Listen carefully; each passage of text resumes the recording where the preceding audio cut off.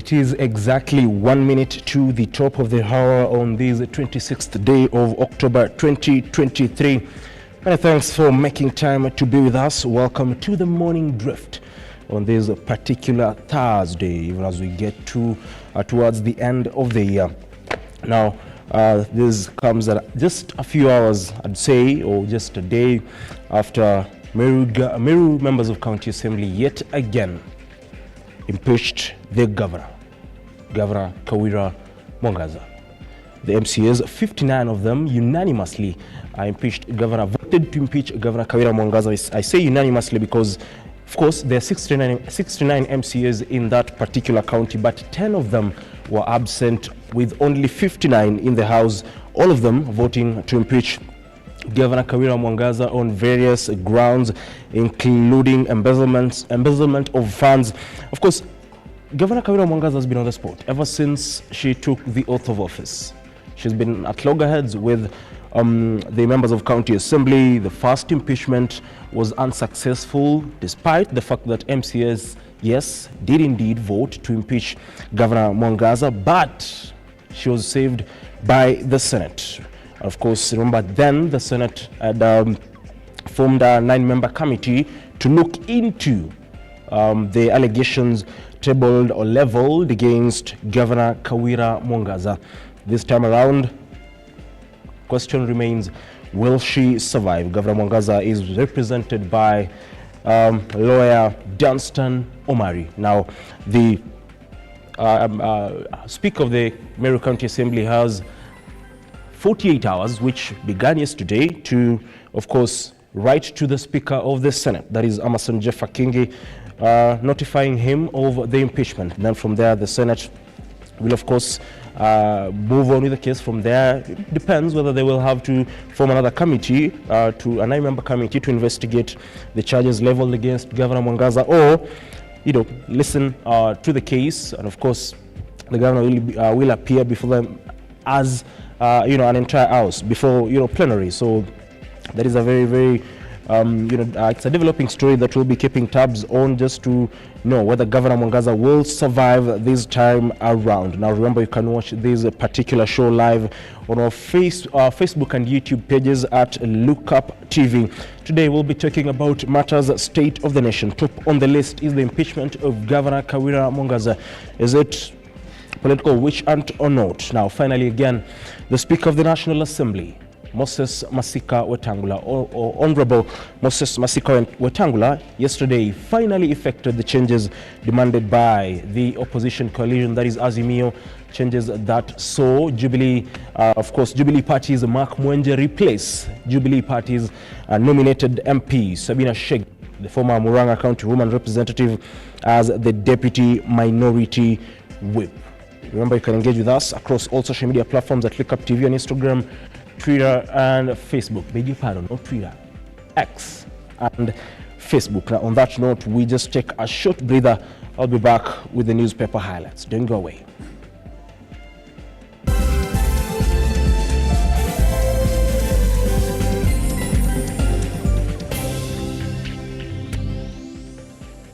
Now, many thanks for staying with us. It is time that, of course, we indeed go through the dailies this particular morning. With me is the Standard, the Daily Nation, and the Business Daily. Now, we kickstart this segment with the Standard.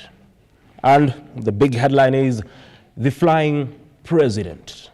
The Flying President. Now, President William RUTO has a penchant for flying, they say. So great is his love for travel that it appears he cannot pass up any opportunity. So far, the president has been abroad 38 times. Even as back at home, little seems to be moving. From the university funding crisis to the high cost of living quandary. Now, the president here on the Standard is on the spot for his various trips abroad. Remember, on Monday, he was in Riyadh in Saudi Arabia, just a few days after jetting in from the People's Republic of China. Now, just some of the countries that he has visited is Belgium, China, Comoros, DRC, Republic of Congo, Djibouti, Egypt, Eritrea, Germany, Israel, Mozambique, Netherlands, Rwanda, Senegal, Saudi Arabia, South Africa, South Korea, Switzerland, and Zambia. Those are the countries he's visited only once. He's gone to Burundi, France, and the United Kingdom twice. And of course, talking about the United Kingdom is that King Charles III will be jetting into the country next week alongside Queen Camilla, and as well he's traveled to Ethiopia, Tanzania, Uganda, and the United States of America 3 times so far. That is 1 year into office. Of course, questions are pondering as why the president has been out of the country for on very many occasions. That particular story, you can find it on page 2 of the Daily Nation. Now, there's a story here regarding matters education on pages 6 and 7, and they say pressure mounts on government to pay varsity funds. Pressure mounts on government to pay university funds. That is a story on page 6 and 7 on the Standard this particular morning. Actually, I think there was a bit of mix-up, because that particular story, if you want to get more details on it, it has been indicated it's been on page 6 and 7, but actually it is on page 4 of the Standard. And they say new students joining public universities could trigger a funding crisis. Now, staff have also not been paid their September salaries in full. Remember when the government proposed the new model, questions came about on whether the government would be able to sustain that particular model that the president proposed, as well as the raft of changes or proposals that were made or proposed by the select committee that or the forgetting the name, but the Presidential Working Party on matters education, that the proposals that they had made. So questions continue to linger. Of course, this now piles more pressure on Cabinet Secretary Ezekiel Machogu, who, by the way, today at around 10 a.m. in the morning will be appearing before the National Assembly Departmental Committee on Education, led by MP Julius Meli. Now, on page 8, there's a story on Governor Kawira Mwangaza, and they say Mwangaza shown the door again. Like I said, or like I alluded to earlier on, is that it is for the second time. They say dark days for Mwangaza as MCAs send her home again. Now, out of 69 assembly members, 59 supported the impeachment motion. Like I said, the governor survived a similar bid last year after the Senate rejected her removal from office. Now, the majority leader, according to the majority leader, says they proceeded to evict him from office, from his official office, to another building adjacent. That does not befit his station. Remember, one of the other things, apart from embezzlement of public funds and all that, one of the things that Governor Mwangaza is being accused of is, of course, there have been wrangles between Governor Mwangaza and his rather hard deputy. So that is one of the things that accusations that the MCAs labeled against Governor Kawira Mwangaza. Now, just next to that, on page 9, as I conclude on the Daily Nation, on the Standard, beg your pardon, is that they say Governor shuffles CCs to mend fences with the deputy. On the left of your Standard is that Governor Mwangaza is at loggerheads with her deputy. On the right, Governor Eric Mutai of Kericho County was at loggerheads with his deputy Fred Kirui. Now, they mended the fence. They sorted out their issues. Now, the governor is trying to adjust his executive team just to ensure that the concerns of the deputy, that is Fred Kirui, are addressed. Remember, Fred Kirui wanted to vie for the governor, but then they had a pre-election agreement with Governor Mutai on how they will work together, and that war between them was finally killed. Now, finally, EACC warns Mungaro over 103 million revenue collection tender farm. Remember that EACC flagged that particular tender, warning that, of course, this would be another case of, would rather lead to another case of, embezzlement of public funds, if you'd say that. Now, finally, on the back page of the Standard is that Maguire and Onana help Man United sing redemption song. Remember, that was the games played on Tuesday night. Now, we cross over to the Daily Nation, And they say, revealed Haji's NIS shakeup. National Intelligence Service Director General Nordin Haji has been a busy man since his appointment in June this year. The former DPP has been working on crafting a spy agency that is more responsive, effective, and aggressive in securing the country's interests. Now, and this, they say, has come with both structure and personal changes, including the agency's first female deputy spy chief. That particular story is a story that you can find more details on page 7. And of course, they say the changes are seen as a way of Mr. Haji stamping his authority 4 months into his tenure. Now, apart from that story, there's also the story surrounding the demolitions in the country. Remember, there's the Mavoko demolitions in Machakos County that happened last week. Now, there could be another demolition looming, the Njiru land cases. And they say double loss for women caught up in Mavoko Njiru land cases. They say Miss Christine Lona displays, of course, they have a photo of her, and she's holding into the title deeds, I believe.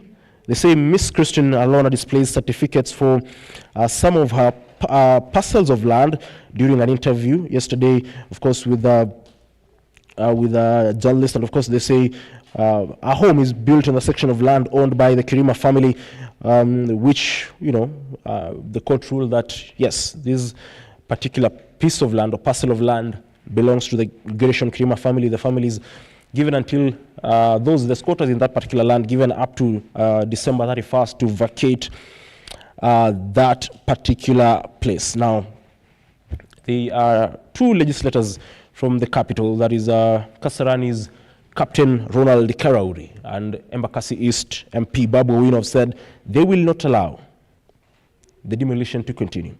They will find a way out, and that includes appealing the ruling made by the court on who owns that particular parcel of land. That is a developing story that we'll continue to follow up for you.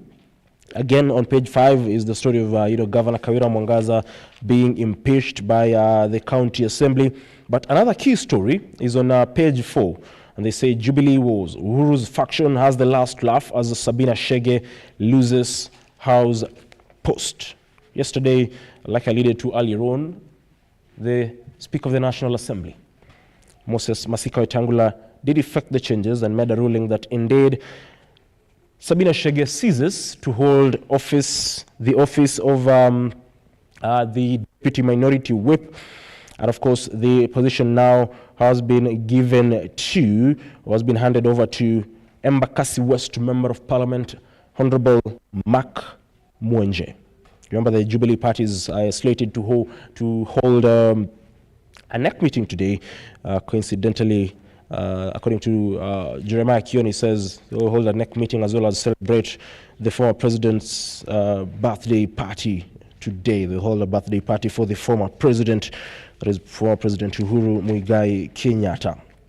On the back page of The Nation, they say, MPs to NEC, you must do this to curb exam cheating. KPSER and KCP exams rehearsals scheduled for tomorrow, while exams will run from Monday to Wednesday next week. Now, the proposals that have been made to term matters cheating include increase markers' pay per exam, pay examiners on time, pay the security officers manning the exam centers, increasing the number of marking centers, reducing the distance learners cover to reach examination centers, release capitation on time, the 2 batches of exams released at once, not picked twice, and lastly, DCI, the Communication Authority, that is has been indicated as CA, to raise red flag and probe any cases of exam cheating or malpractice. Remember, exams here in the country have been marred by cases of malpractice and cheating. They are year in, year out. So the question is, will the government and, of course, led by or through the Ministry of Education, be able to curb the issue of exam malpractice? Now, that particular story wraps up our newspaper highlights this particular morning. We will be jumping straight away to the news highlights in a moment.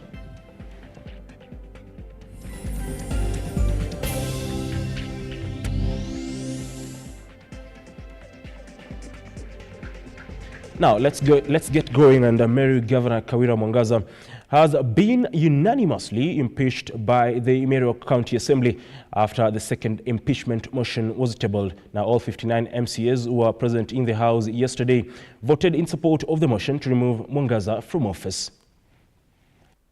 A total of 59 MCAs, all of whom were at the County Assembly, voted in support of the impeachment motion. The 10-hour motion debated to eject the governor was brought by Majority Leader Evans Mawira. This is the second time the governor is impeached by the Meru Assembly after the first attempt last year failed at the Senate. Attempts by Governor Mwangaza's defense team to absolve her from the blame fell flat as the MCAs went on to eject her from office. The impeachment comes after MCAs on Monday completed mandatory public participation hearings in 9 sub-counties and retreated to write a final report that was tabled in the Assembly on Wednesday. MCAs accused Mwangaza of committing 7 violations which formed grounds for her impeachment.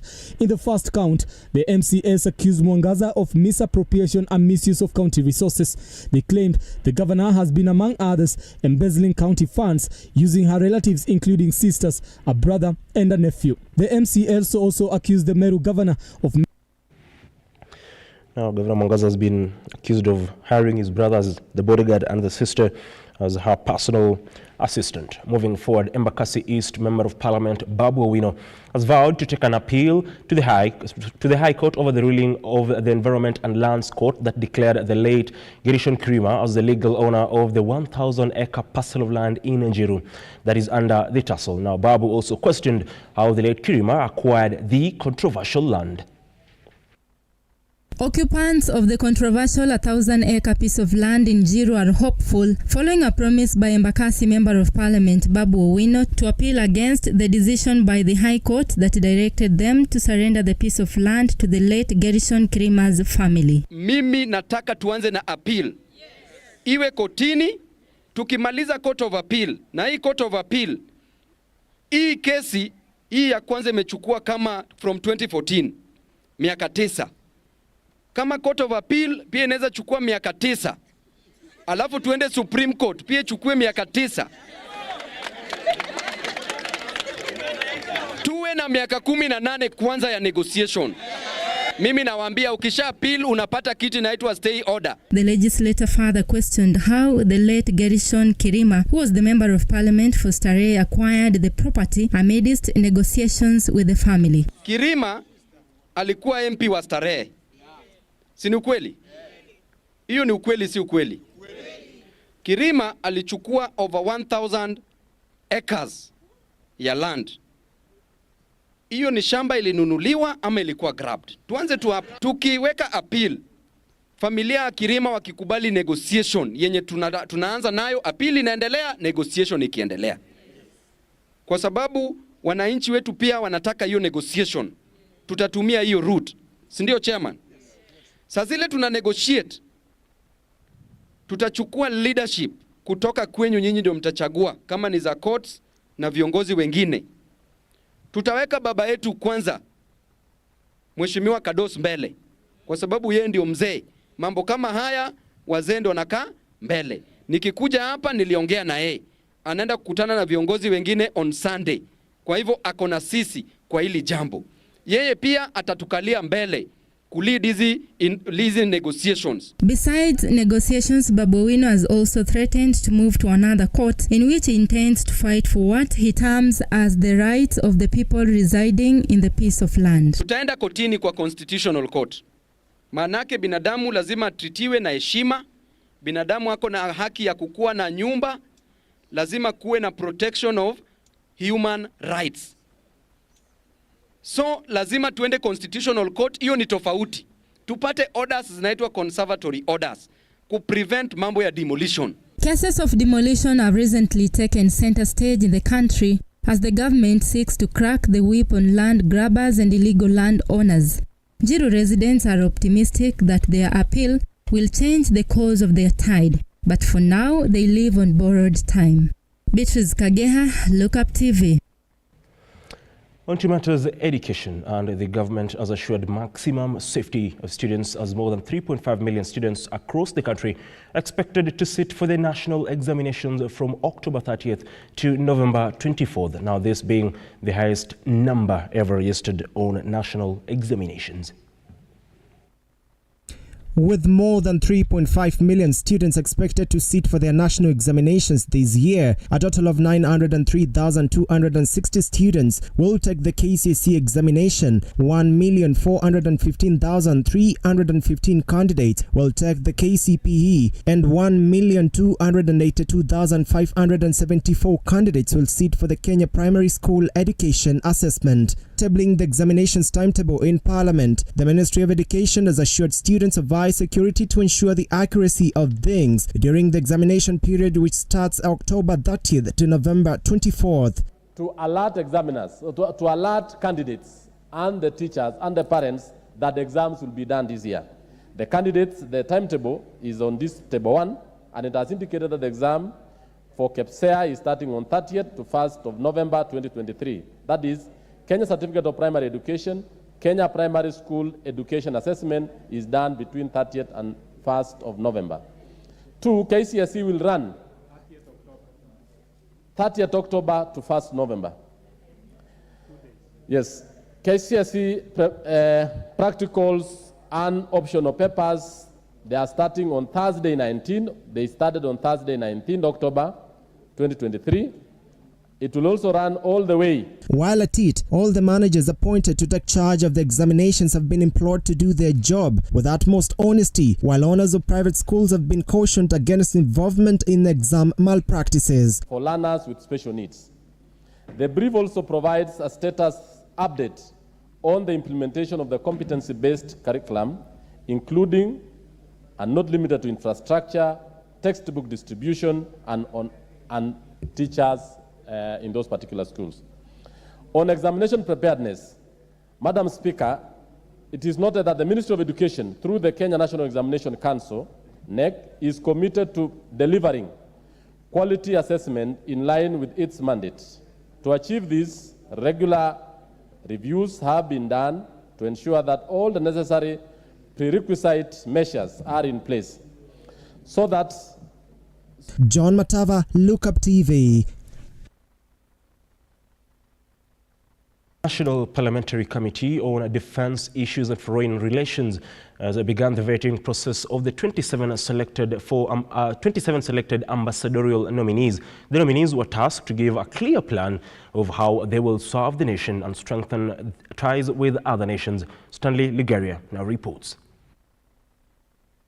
It is a list that consists of 27 nominees, and today the process of vetting them to establish their suitability to represent the country and hold the diplomatic relations of the country at par began. 4 of them walking through the corridors of Parliament to defend themselves and convince the Committee of the Department of Defense, Intelligence and Foreign Relations that they are indeed cut for the job. So could those be, I'm told we didn't have a clear copy, so he has come with the originals. Oh, good. Yep. Isaac Prashina, nominee Nigeria. I believe that for the last 3 years, that has been one of my private assignments to understand what it entails in terms of international relations and diplomacy work. Janet Mosasi Oben, nominee Kigali, Rwanda. How would you ensure that you are protecting Kenya's interests in terms of coffee export from Kenya to Rwanda? Peter Munyeri could be headed to India if his nomination is approved. I'll use it in terms of identifying and knowing where all these monies and all these people they are sitting for purposes of then getting that become and transition to a benefit on this side of our country. And finally, General Raymond Ndurumo could be the face of Kenya in South Africa.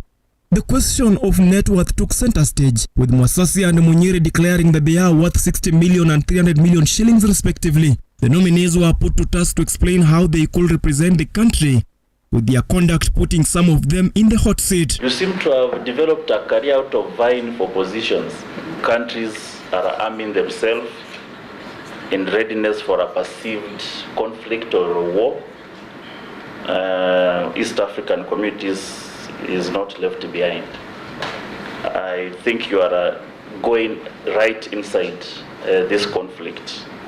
I just want to know how well you are equipped because as an ambassador, you'll be at the center of conflict resolutions and what have you. And just in case if you know the 5 pillars of the foreign policy. We already have the East African Nairobi-led process. I will, if given this opportunity, continue to entrench or participate in that East African-led process. The National Assembly Departmental Committee on Foreign Affairs has officially kicked off the process of vetting the 27 appointees or nominees for the position of ambassadors and high commissioners across the world. Today being the opportunity for 4 to explain why they fit the positions. The committee has called on them to ensure and show that why they really fit for the positions. Stanley Lugaria, Lookuptv, it's the Central Business District, Nairobi. Now, a law student has been charged for masquerading as an advocate of the High Court. The accused, Edward Nzui, was arraigned before Senior Principal Magistrate Gilbert Shikwe, where he denied 3 counts of presenting himself as an advocate.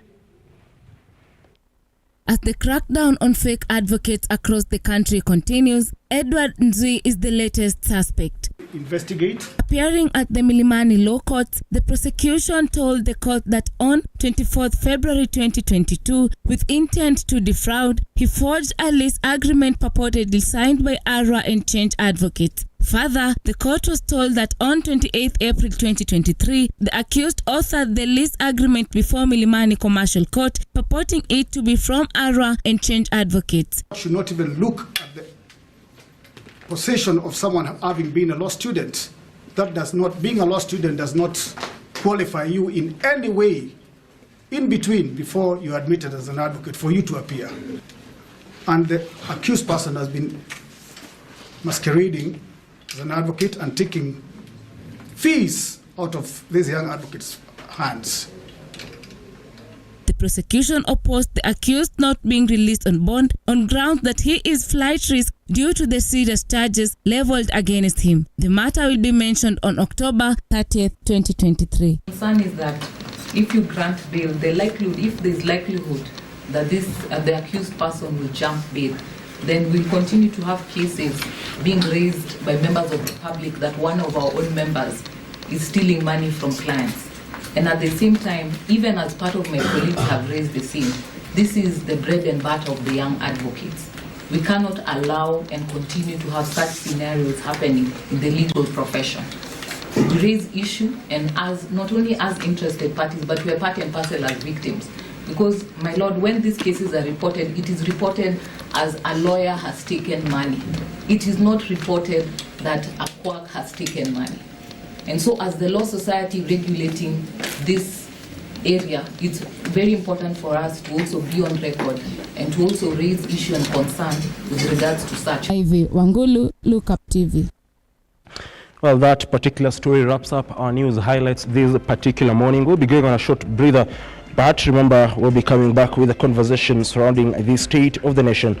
I'll be joined by Professor Fred Ogola, a governance and political strategist, and William Kamau, political analyst, as well as Mr. Peter Wasaga, an advocate. There have been many things happening across the country in regards to the state of the nation, like the standard alludes to the president's 38 foreign trips, and as well the second impeachment of Governor Kawira Mwangaza. Do join us after this short break.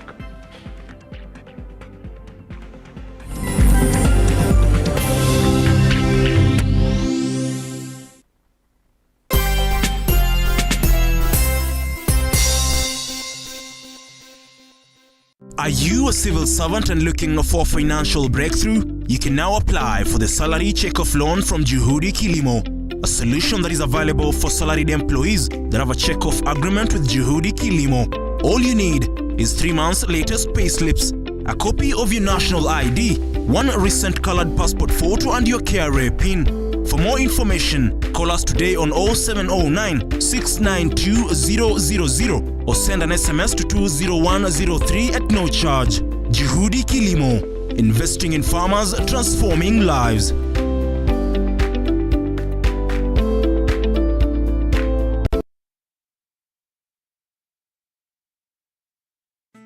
Once again, tuko hapa Angel Center for Abandoned Kids, all because of you. My name is Catherine Wanjiru. I am the admin, Angel Center for Abandoned Children. Our founder is Wamaitha Mwangi. We currently have 64 children, 32 going to school, and among those 32, 2 are special children, and we are left at the home with 32. Now the toddlers and the infants. To the RUTO Foundation, thank you so much for remembering us. Guys, we lack words. We lack words. Amazing. We don't know what to say. Thank you for remembering us. You made a promise and you have delivered. And may God bless you. To my fellow Kenyans, as usual, cheza loto, sio ndoto. Angel Center tumeshinda loto. Every time you play lotto, 25% goes to the RUTO Foundation, which supports our fellow Kenyans through various causes. Thank you for your help. Together, we are changing lives.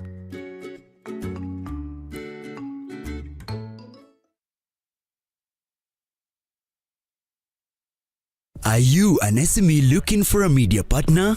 Look no more, as Lookuptv got you covered for all your visibility and marketing needs. We at Lookuptv understand your business needs and want to work with you on your marketing journey, giving you solutions that will take you to the next level. Call us today on 0707 572 358 or send an email to sales@lookuptv.co.ke and kickstart this amazing journey. Welcome to Lookuptv, your official SME media partner.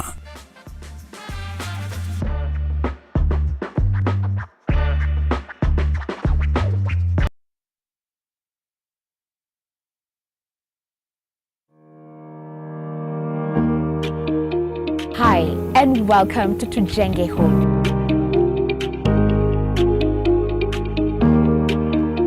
Your #1 show when it comes to all things architecture, real estate, property development, interior design. You get it right here on Tujenge Home. When the food is ready. You want to serve them? Dinner is served. Yeah. Let's go. Let's go.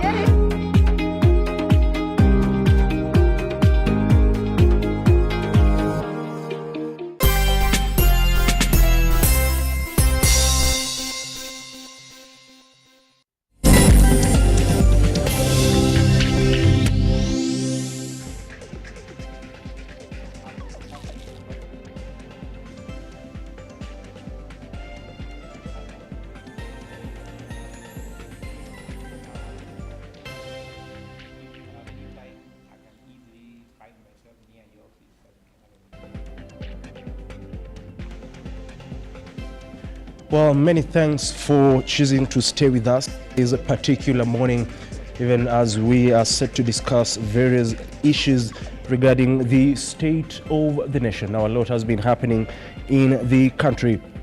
And as of yesterday evening, the top story, of course, was the second impeachment of Meru Governor Kawira Mwangaza. Now, Mwangaza was unanimously impeached by the County Assembly after all 59 members of County Assembly who were in the House yesterday voted for that particular motion. And of course, that now means that the Speaker of the County Assembly will have to notify the Speaker of the Senate, that is Amason Jeffa Kingi, within 48 hours of the County Assembly's decision to impeach the governor. And then from there, the Senate will now kickstart the normal procedures, whether they will decide to, listen to the case or hear the case as, the entire House, or form a 9-member committee that will investigate or look into the charges leveled against Governor Kawira Mwangaza. Last time out, the committee was formed, and of course, she was saved by the Senate. Of course, voting against the impeachment by the County Assembly. The big question is, will she survive this time round?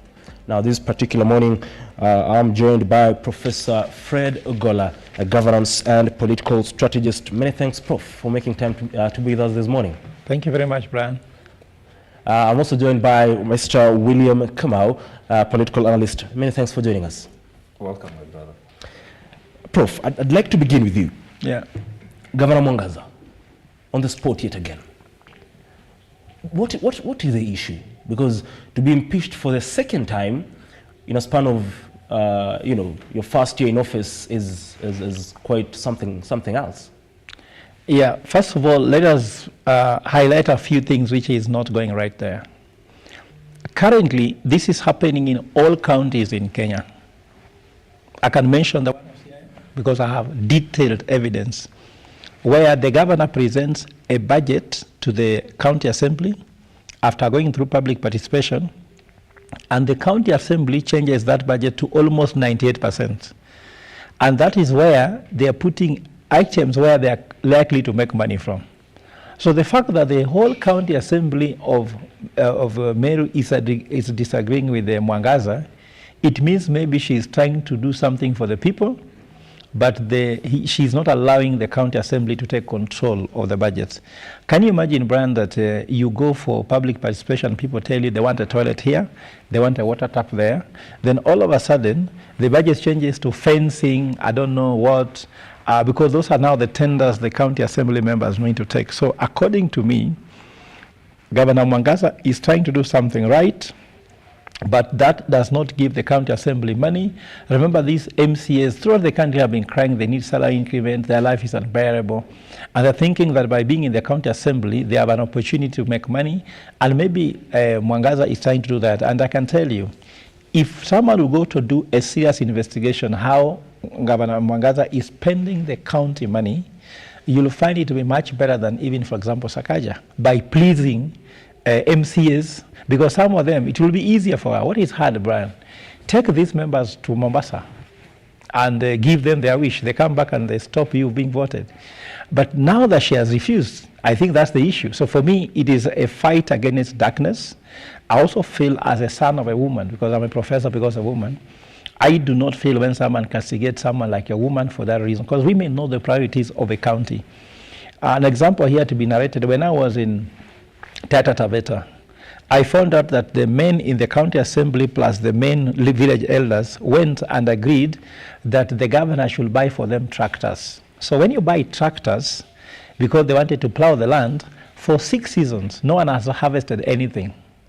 Now, I went to ask women, what could have been your priority? Women tells me they could have been having a priority at least to dig a well, water.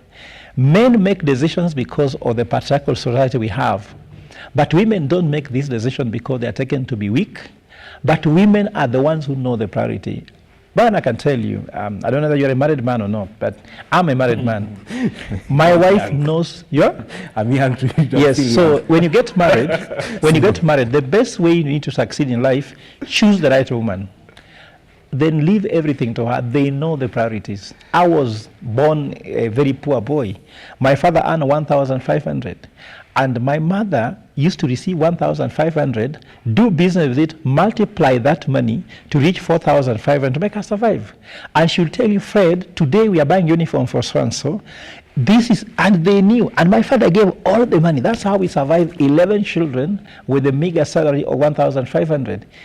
If you are not knowing, in fact, it's been done even in corporate governance, that the performance of the company on getting the right products, getting the right services to the customers depend highly on the level of female in the board.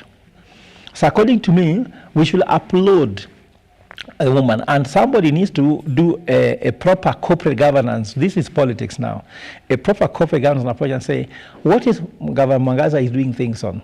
Where are the priorities is going? And you might find that this is just like the governor maybe wants to do something for the people, and you could see normally when she appears on public, the people are with her.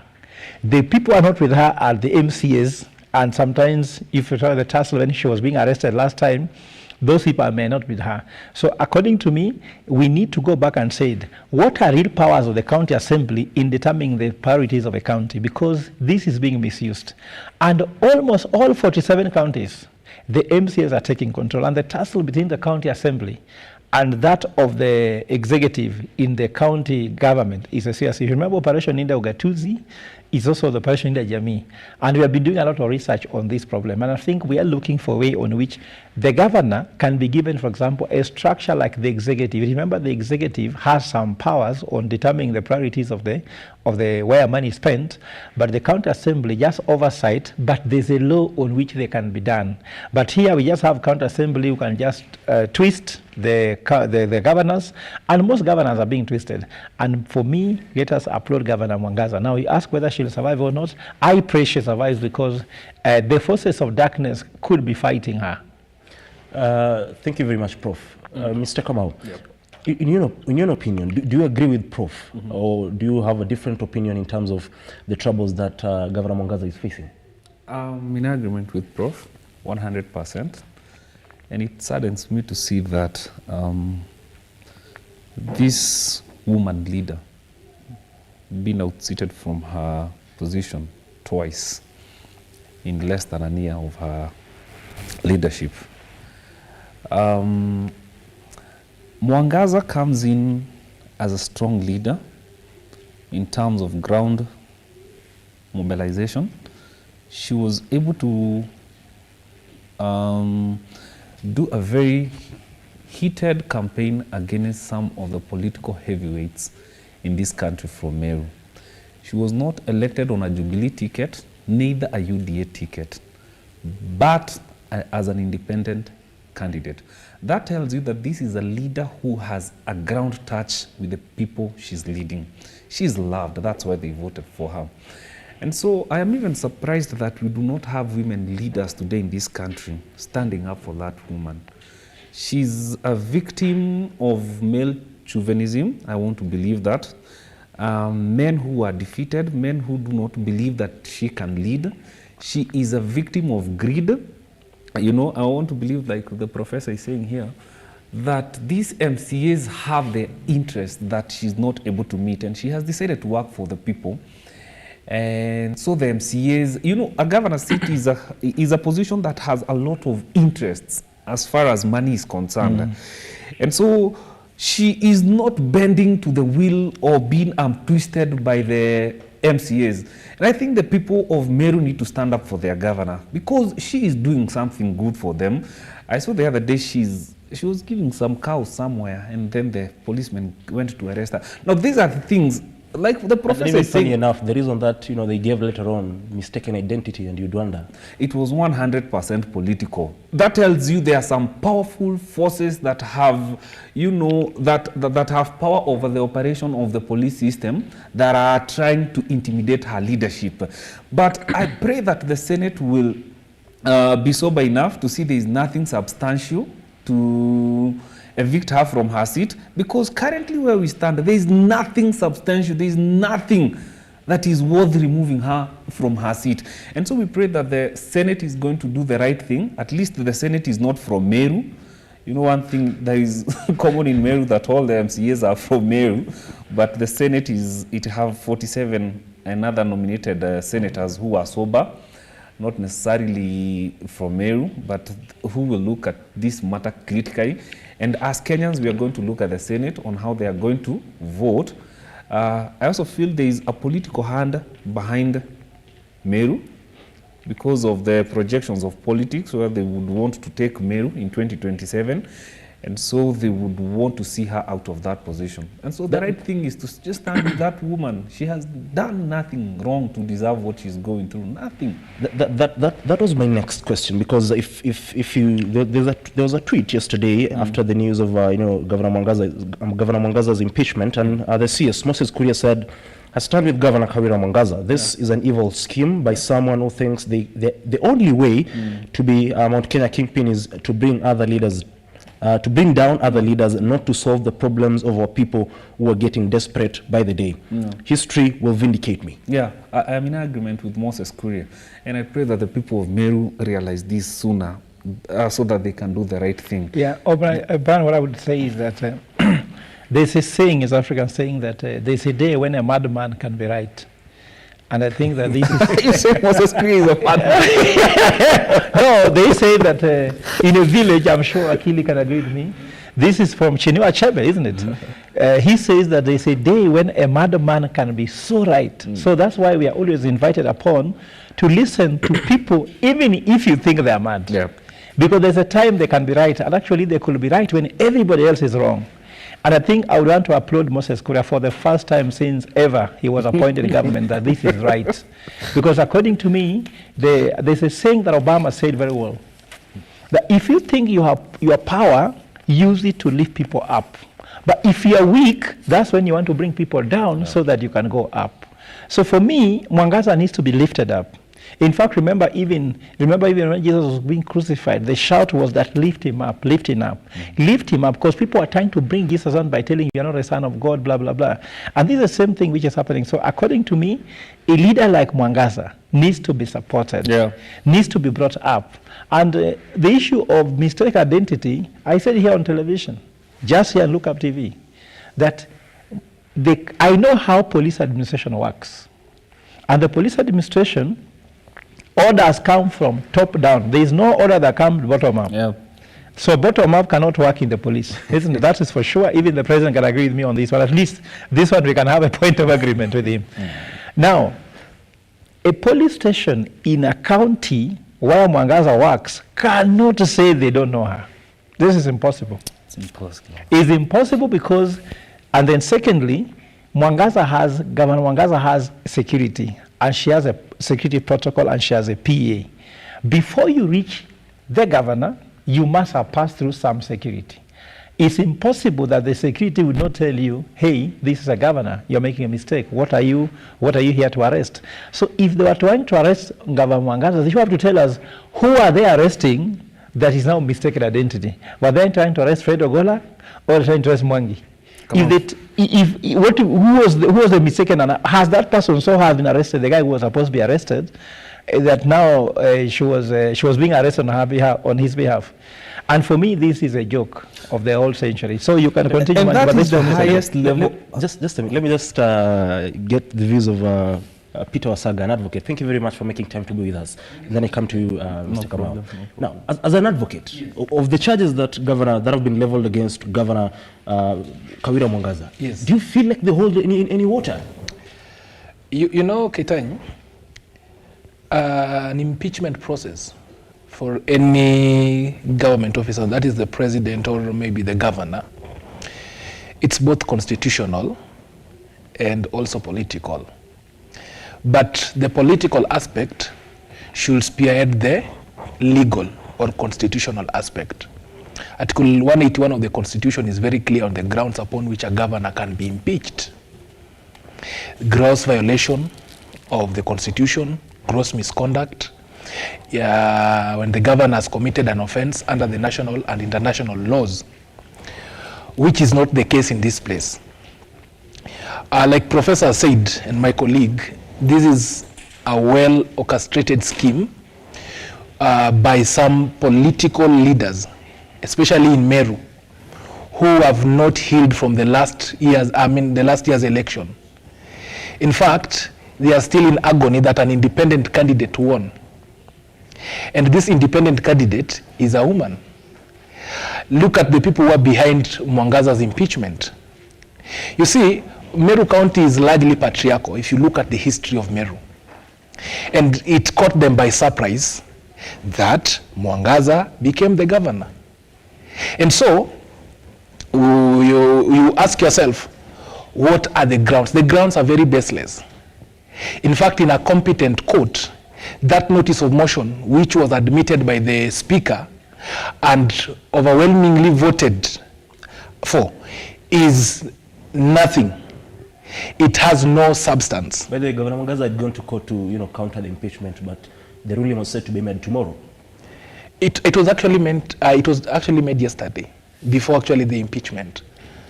And the court gave a go-ahead for the county government of Meru to actually proceed with the debate. Mwangaza wanted to actually stop the county assembly from debating the impeachment motion. Just for the record, yes. Mr. Wasaga, yes. The governor had moved to an appellate court.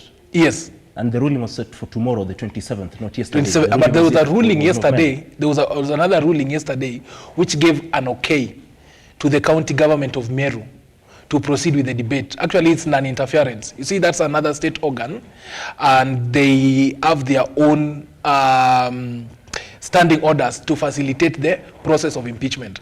Just to go back to what I stated, you see, impeachment largely is governed by the Constitution, Article 181. The Constitution is also governed by the County Governments Act, Section 33. And the impeachment of a governor is also governed by the standing orders of the respective county assemblies and the Senate. So right now, after the county assembly made their decision, it is upon the county speaker to inform the Senate within 48 hours on the impeachment, and then a committee will be formed to investigate those allegations. That is what I was saying. The impeachment process of Governor Wangaza was basically a political move. You see, there is one quote in the Bible which I know most of us have understood and know, that God supplies all our needs. God does not supply all our greeds. And what is happening right now, the county government, because one of the grounds I saw was that is in contempt of the county assembly. Yes. The governor cannot satisfy the greed of the members of county assembly of Meru. She has to deliver on the mandate she was assigned by the people of Meru. You see, there is an adage that when two elephants fight, the grass gets hurt. And in this case, the people of Meru, who right now the governor has to concentrate in defending herself from the impeachment. And the political distractors have also to concentrate on getting Mwangaza out of their way. I saw the impeachment is supported by the senator, it's supported by the CS Mithika Linturi, it's supported by almost all members of parliament from Meru, and it's supported by the Njuri Ncheke. And this just tells you how patriarchal this society is.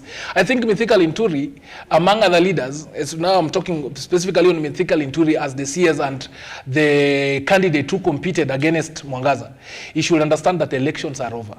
Okay. And the people of Meru want development. And the continued distraction and the continued political atmosphere in Meru will only serve to interfere with their development agenda.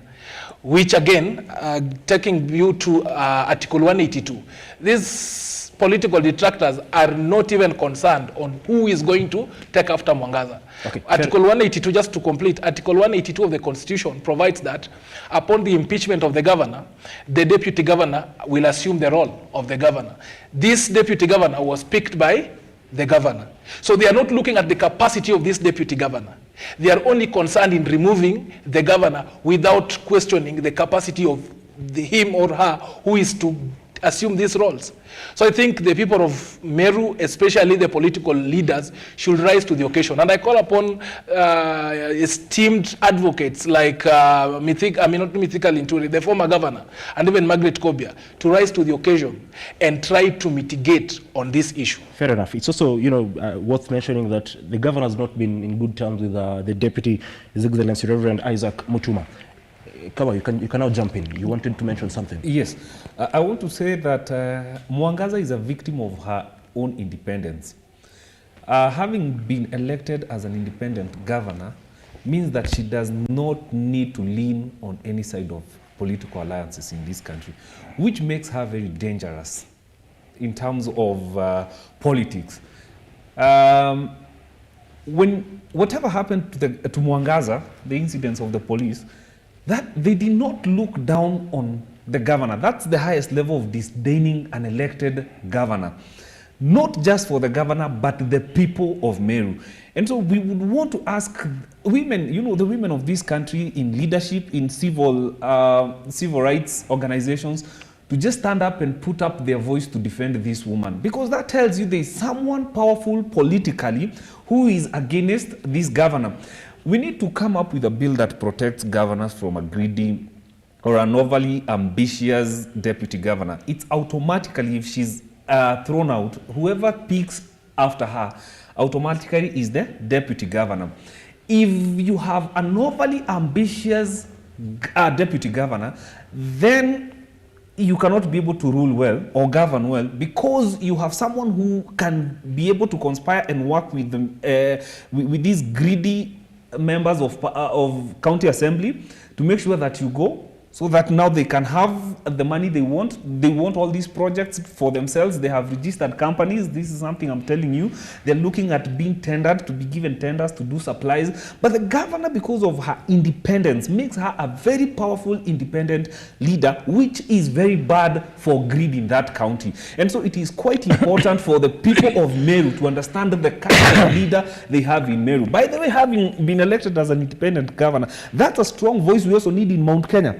Someone who can independently think and tell the people this is the way we need to go. Because what we require from that governor is service delivery, you know, uplifting the lives of the people who put her in power. So anybody who is trying to fight her politically is an enemy of the people. Whether from what Moses Kuria has said, someone wants to be the kingpin of Mount Kenya by all means.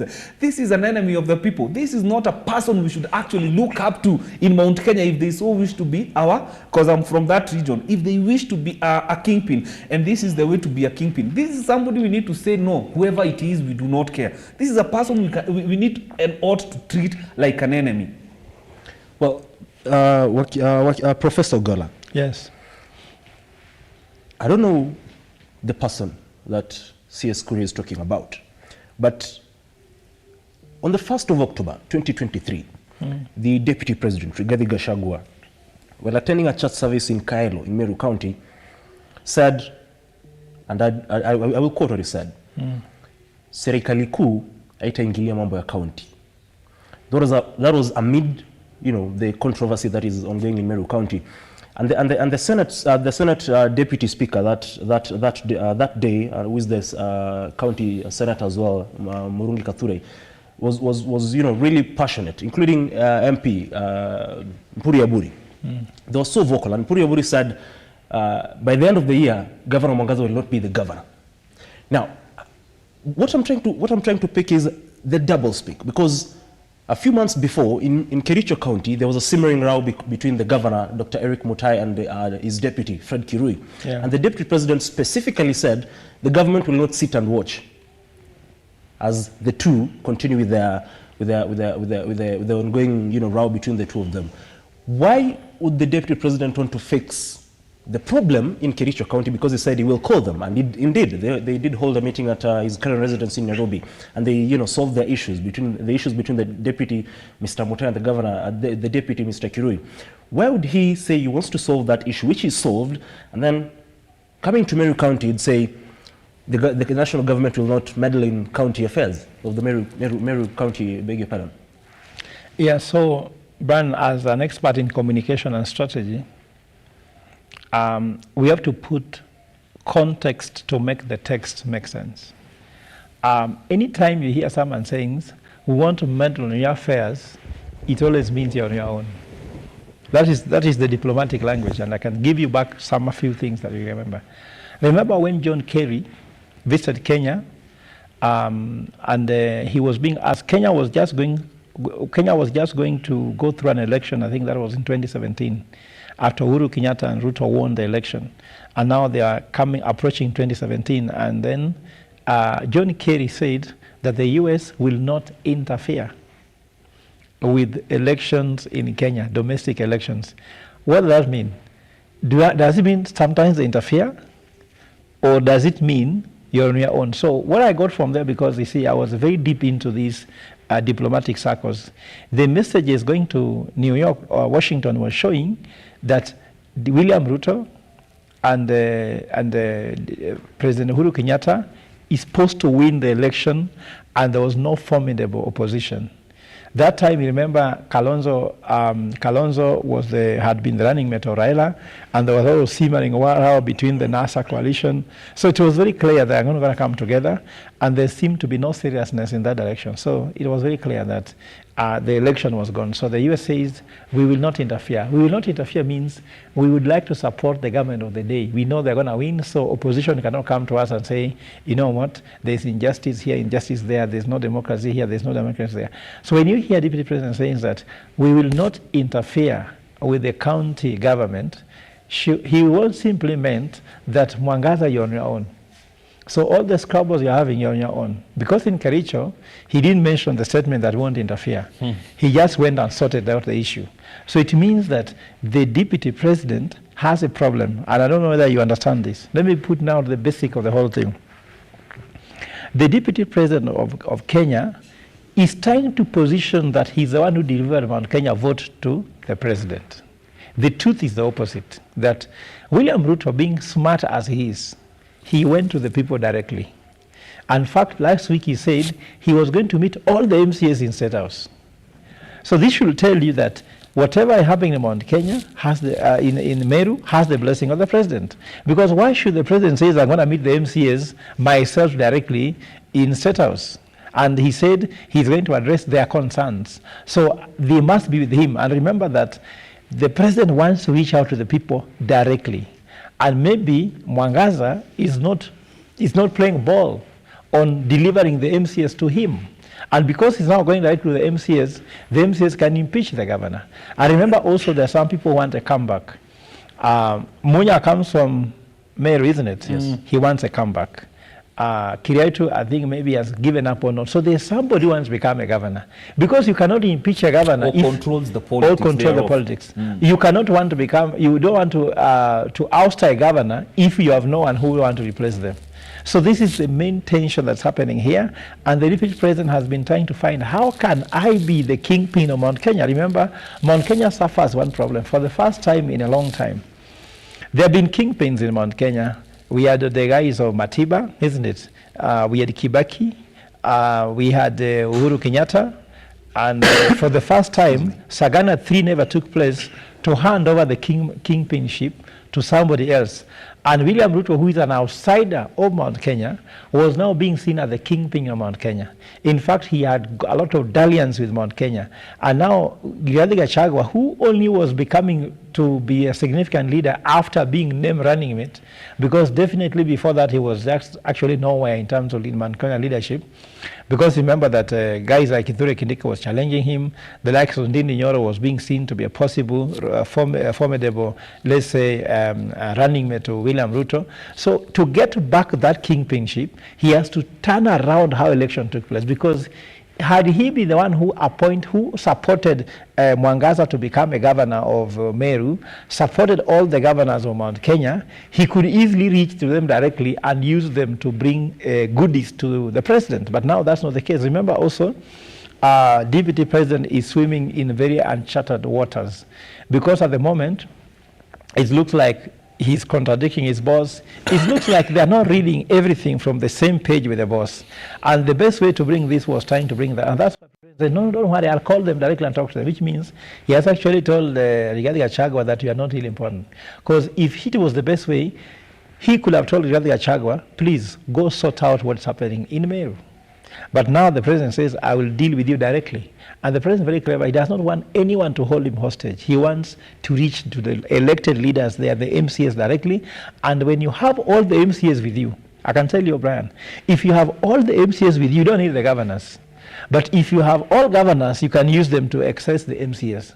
So the president has chosen a strategy to have all MCAs with him, so he can give trouble to any governor who is trying to give him trouble. So if you don't play ball, you can be impeached. And that's what's happening in Meru. Mr. Peter. Yes.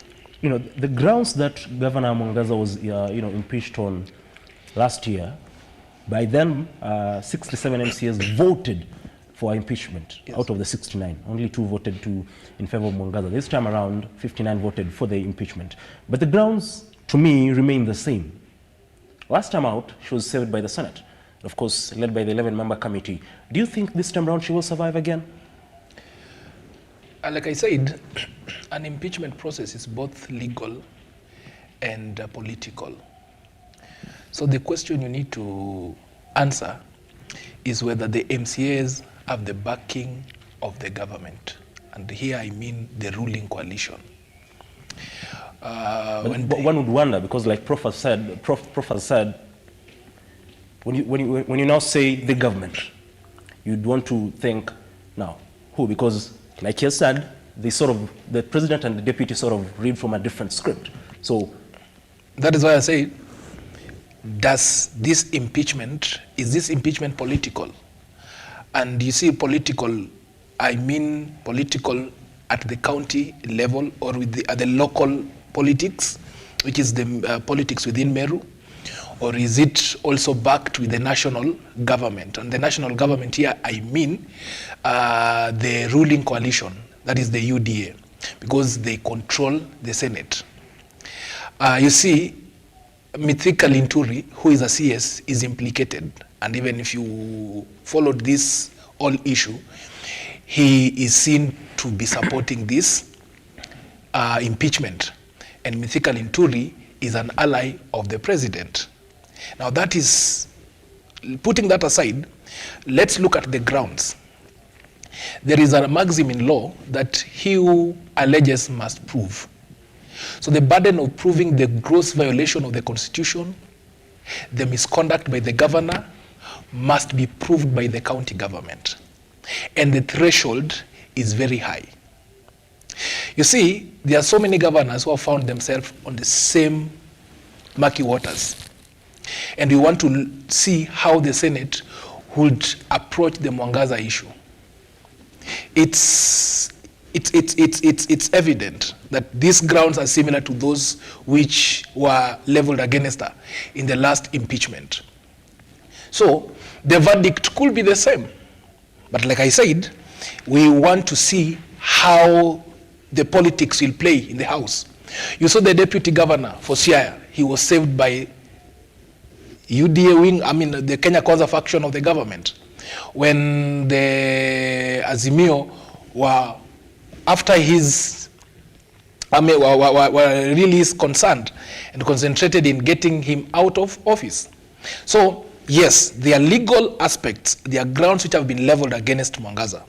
But I want to see how politics will play. You saw what happened to Waiguru. Waiguru, it was legal, but then it took a political turn, and Waiguru was sanitized. So it's very hard to tell. We can only come to a conclusion after we see the first sitting convened by the Senate Speaker and the discussion on it. But let me tell you something. This impeachment, like the other one, will flop. And if it doesn't flop, then the Senate has a lot to answer. And that will be like trying to taint the independence of the Senate, which should not be the case. Prof, you want to say something? Yeah, I want to say something. Actually, what Kenyans need to know, because Linda Jamii has been pushing for what's called civic education. Matters legal are overtaken by matters politics. So if you ask me, between politics and legal, which one rides the other, or which one drives the other? It is politics. So if you go to the county assembly, there can be something which is very legal, but it can be brought down by the county assembly because of politics. So Mwangaza needs to know that she has to control the politics at the Senate and find how many senators will be on her side. And sometimes if you learn from former Governor Wambora, he just allowed the MCS to impeach him, but he controlled the Senate. Because if you can control the Senate, there's no need. Even in Kenyan court, maybe Wakili can agree with me, you can allow someone to you can lose at the High Court, then you win at the Court of Appeal. Or you can lose at Court of Appeal, you lose at the High Court, but you win at the Supreme Court. Because the Kenyan system, in a way that if you go to UK, for example, jurisprudence is that if the lower courts have given you even a penalty, it is difficult for upper courts to reverse that. That's the history of the courts in UK in some establishment, because they realize that the lower courts normally do a lot of research before they come with any ruling, because they know their ruling can also be thrown out. But the apex courts maybe don't have a lot to do. And here for me, the governor knows very well that there is no legal basis to fight her. But we want her in office. So me, I'm asking Governor Mwangaza, my dear, go to Senate and use the numbers. Had it been that you are wrong, then it will be nice not to manipulate them. In Kenya, you are innocent until proven guilty. Yet, when you are innocent, you have to buy your innocence. This is the legal process in Kenya. Wakili, you can agree with me. I've been in a cell for 21 days, Brian. I was arrested. They did 4 postmortem because I was accused of murder. They did 4 postmortem on my wife. They found there was nothing. Then I was told, my brother, you're a clean man. But like all clean men, you cannot walk out just like that. So you have to buy your freedom out of here. I won't tell you how I bought it. I'm free. And that's what Governor Mwangaza needs to do. Just to add something, you see, now that is the good thing with our constitution, because you have avenues of appealing any decision made by any body, whether it's a judicial body, whether it's a county government, whether it's the county assembly or not. So this is the only lifeline that Mwangaza has. And if we were to go by the decision by the Meru County, then Mwangaza will be out of office, thanks to the constitution that now we have the Senate. But now let me ask you a very simple question. Mwangaza's allegations, the allegations leveled against Mwangaza, when you look at it from the legal aspect, can they stand the threshold of impeaching a governor? So you must start from that point. If they do not meet the threshold of being impeached as a governor, then at least you have an argument. You see, you must also be there to defend yourself so that it can be seen that justice is done. So that even if the Senate would now decide otherwise, you can still move to the courts to challenge that decision, which sometimes it's very, very hard. So for me, I urge Mwangaza to move with speed, to reach out to the president if she can, to reach out to to also build on her defense if she can, so that it will be clear, it's already clear to us that all this process is a witch hunt. So she must also work on a legal defense, so that like Waiguru did, we will be able to see the Senate will have no option but just to vindicate Mwangaza. Now, you want to finally? Yeah. Allow me to say this, and it's an emphasis on a point I had said earlier. Whatever put Governor Mwangaza on the place as a governor is what is standing trial today. It is not politically allowed for such a woman to hold the power of independence. And so the next question is, at whose mercies is Governor Mwangaza's at right now? You know, whoever wants to be Mount Kenya's kingpin should look at her not as an enemy, but as an ally. Okay? Because now this whole thing, I want to believe, is going to attract some national attention. And so there should be some flexing of muscles at the highest top of politics in this country, either from azimio side or from Kenya Kwanza government. Because whoever comes in and saves Mwangaza may be able to sway her to her line of allegiance by 2027. This is a very popular governor. This is a very powerful governor, because this is a governor, again I say, was elected as an independent governor by a very large margin. So this is a powerhouse in Mount Kenya. Instead of fighting this woman, someone at the highest level need to see this as a possible ally, because all they're trying to do is bend her will. It is politically wrong in this country to be powerful and independent. Who are you? Whose allegiance are you leaning on? Because that is the question. How do we control this woman? How do we control the politics of Meru? Some very powerful guys from Meru who are in government right now, who have political ambitions of being Mount Kenya kingpins, if they cannot be able to contain and control Mwangaza, then they cannot be able to control Mount Kenya. And so they are trying to flex their muscles in Mount Kenya East. Who can call the shots here? If they can be able to call the shots of impeaching Governor Mwangaza, then there can be some, they can get encouraged to go ahead and think of the possibility of being a kingpin either in Mount Kenya East or in Mount Kenya. And so we pray that someone will see the possibility of Mwangaza as a possible ally in 2027, either from Azimio side or from Kenya Kwanza government. And if the president was, let me not say wise enough, I think he's wise enough, should be able to save Mwangaza at this point because he comes out as a hero. This whole thing is now catching the national attention of everybody. Hey, everybody's asking, why this woman? What has she done? There's nothing substantial to throw her out of her position. Now, and Brian, just a small addition.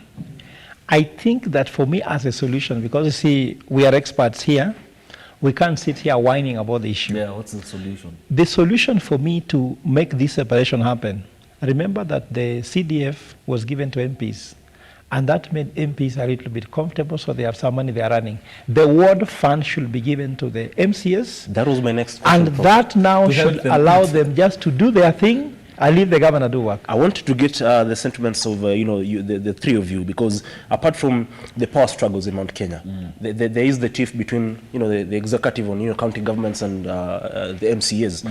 Now, at the moment, as we speak, sometimes even Machakos County Assembly is on the spot for diverting around 36 million. In Siaya County, the governor, James Orengo, is having some bit of row with the MCAs over the control of multi-million projects across the county in their wards. Now, how do we tackle that to ensure that governors will not be buying before MCAs each and every other time they want to impeach her because him or her, because at the moment, MCAs, if you don't give them what they want, they will decide to impeach you. So how do we tackle the issue of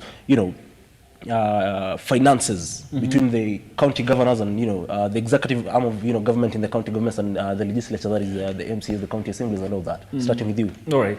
How do we form a cohesion from the law to make sure that there is no much fight between governors and the MCAs? One of the things is legislate a bill that says you cannot impeach a governor as a person. If there is any form of impeachment that is going to happen at that level, it is the whole governorship. The governor and the deputy governor have to go home. Yeah, just go home, the two of you. And then, just like Prof have said, give these guys work to do. MCAs are very idle people, by the way. Very idle people, and that is why they have all the time to strategize against a governor who is not allowing them to eat. Say, if you're not allowing us to eat, then you have to go home. So keep these guys busy, give them work to do. Engage them at the level at which they were elected. Give them the World Development Fund, and then put up some guys. Those common guys down there, Chairman wa Nyumba Kumi, these women leaders. Let these women oversight these MCAs so that now they have politics down there, which are crazy politics. Before they think of impeaching a governor up there, they have a Mama Bonga down there who calls for accountability from this MCA with this development word. And so it is quite important to give these guys work to do. Just make them busy. These are guys who are idle. They have all the time. That's why you hear, if a governor wants to win over the MCAs, one thing you have to do, take them to Mombasa. Let them stay there for a week, eat and drink, not necessarily thinking about policies to run a county, but just to eat, drink, give them per diem, come back home with some money, buy some cars at Mombasa, drive them as they come back. Now you have their loyalty. So if you cannot be able to buy their loyalty, then you're going to be in for trouble. So how do we mitigate that? Do exactly what we have said. Give these guys a ward fund. And give them women there, the cattle chairman there, to deal with these MCAs. By the time the 5 years are over, this guy is saying, I do not want that position again. These guys down here are crazy. I cannot be able to do that kind of politics. Yes, Prof. Yeah, so what is the JD of a MCA? Do you know? They have no JD. Yep. They have no job description. The issue was go to county assembly, pass a budget, for example, and litigate, or if you like, just give the governor a difficult time running a county. When you have someone who has nothing to do, whether it's your brother or sister or wife or husband, you are in trouble. Yeah. And secondly, I think this is something we have to think about. And there was this requirement for education for a degree that we need to have a minimum requirement for MCS to have a degree. I know this is a very controversial thing in the country, given that even me, I'm a politician, you understand. But I can tell you that we really need to look at what is the qualification for a governor, even if it is not degree. We need to have another ways to qualify someone, that someone can sit in the county assembly and understand even figures. For example, a county is given between 6 billion to 10 billion, isn't it? Do these MCA know even how many zeros are in a billion? Because I remember when we were in primary school, even up to class 8, you used to be told this is, write this in figures, then write this in numbers. People used to fail this thing in primary school, isn't it? So someone who has failed that in primary school and barely even managed to do secondary school, and now you are giving them to be in a county assembly to pass a budget of billions of shillings. You understand? How can they put their head around 1 billion shillings? How can they put their head around 7 billion shillings? If you have never seen even 100,000 shillings in your hands at the same time. Of course they run for election, so they spend a bit of money to win election, isn't it? What I'm trying to say is that it also goes to qualification, but also the issue of values in this country. We need to go there again from the family level. Because I can tell you, Brian, what you see in the county assembly is a reflection of our families. I'm a family man. When you look at what I do, it tells you what did my father bring me up with. How are my brothers looking like? No one in my family smokes because my father never smokes or drank. And he really frowned upon those things. No one is drinking alcohol in my family. We don't drink alcohol because we believe that we want to focus on faith, religion, and the rest. So we can blame them. And you who is listening to me at home, my mother, my father, my sister, my daughter, can go home and tell me what are the values you are inculcating on your children so that when they become an MCA, they may know that what is important is a service. Are the MCAs of Meru, by castigating Governor Mwangaza, servicing or offering services to the people of Meru? What is the political, but economic situation? Will the people of Meru afford life? Will they afford food? Will they be able to afford education? If we are spending time, remember what happened in Embu. Governor Wambora spent throughout his term trying to be in court. So if today the government is arrested, tomorrow being impeached. So the governor was supposed to sit in office looking for how to really improve the lives of people of Meru. Now she has to look for how to deal with the Senate. So she's not working for people of Meru.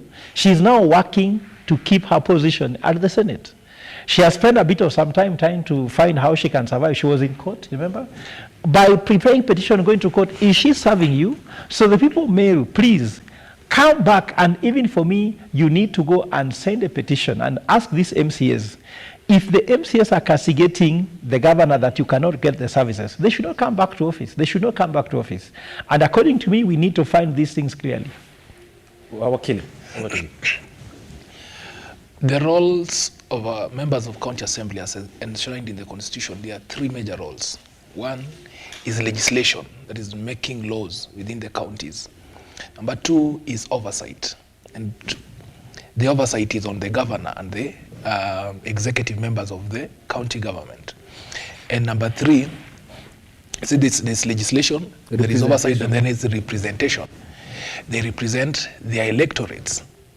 Now you see, this is a blanket provision, so that the only place they can flex their muzzle is on the oversight role.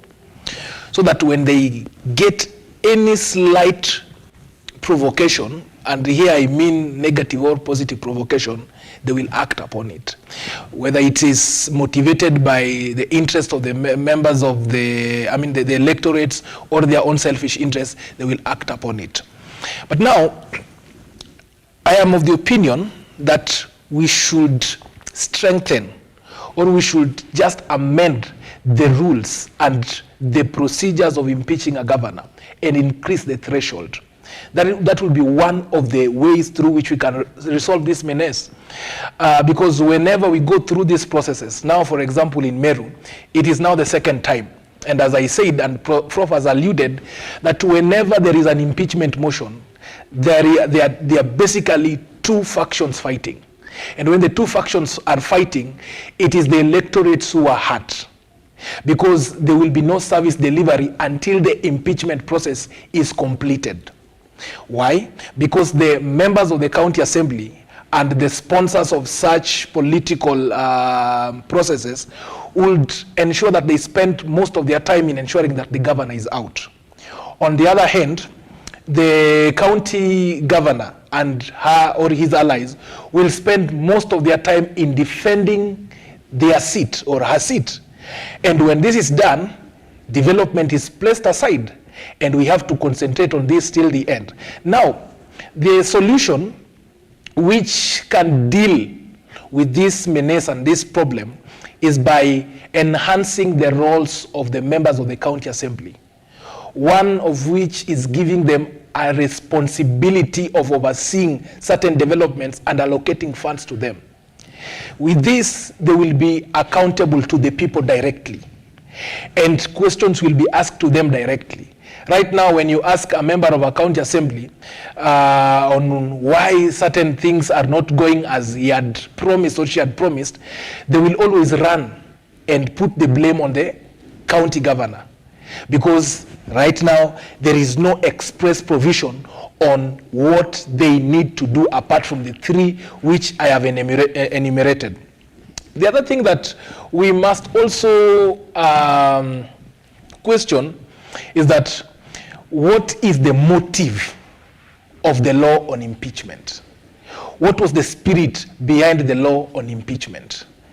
And when you impeach a governor and you leave behind her deputy, whom they were elected with on the same ticket, and you also leave behind all the appointees of the governors who she appointed and were vetted and verified by the county assembly. Are you dealing with a person or you are dealing with governance?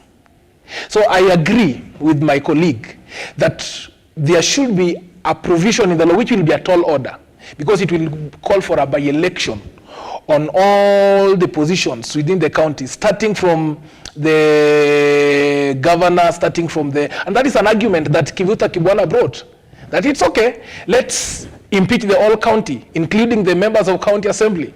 If this is the provision, because there was a lacuna in law, which I think has now been resolved, then it would mean that they will have to go and seek their mandate afresh from the people, which these MCAs, if that happens, they cannot be re-elected. Well, why? Because they are not expressing the will of the people. So we need to interrogate, when you are impeaching a governor, are you just impeaching a person and leaving behind the system? Well, fair enough. Gentlemen, we will have to wait and see what the Senate will decide, whether they will even listen to the case as an entire House or form an 11-member committee like they did last time out. Now, I want us to shift gears from that, and we'll deal with this immediately after our break.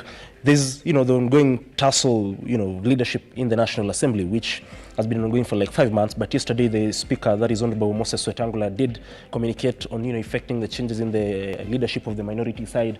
Of course, Embakasi West MP Mark Mwenje filling in the position of the deputy minority whip, which was now stripped off Jubilee's nominated MP Sabina Chege. We'll talk about that, but first of all, let's just take a short breather.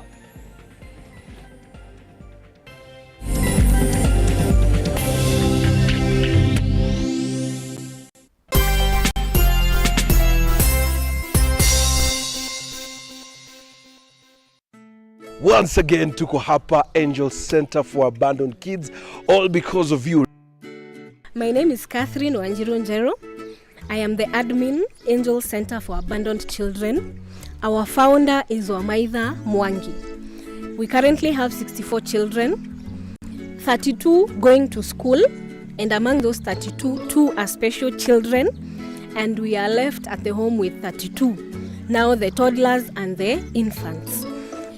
To the RUTO Foundation, thank you so much for remembering us. Guys, we lack words. We don't know what to say. Thank you for remembering us. You made a promise and you have delivered. And may God bless you. To my fellow Kenyans, as usual, cheza loto, sio ndoto. Angel Center tumeshinda Lotto. Every time you play Lotto, 25% goes to the Lotto Foundation, which supports our fellow Kenyans through various causes. Thank you for your help. Together, we are changing lives.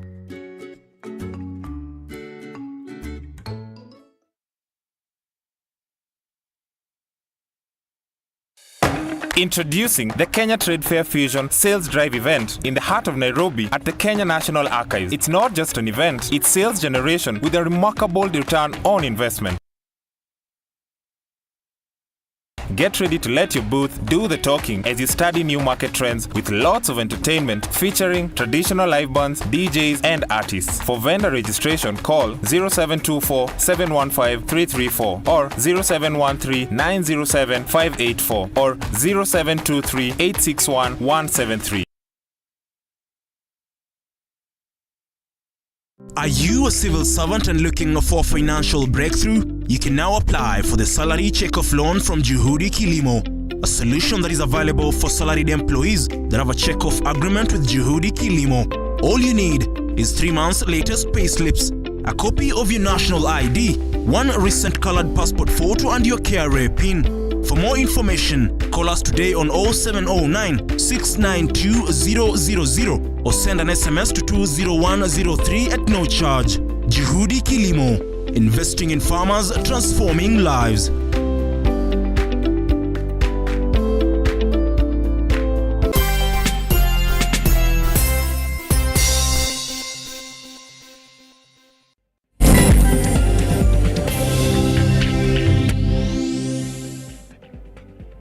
Well, many thanks for staying with us. Remember, this is the Morning Drift, and in case you're joining us, you're fresh from discussing the second impeachment of Meru Governor Kawira Mwangaza.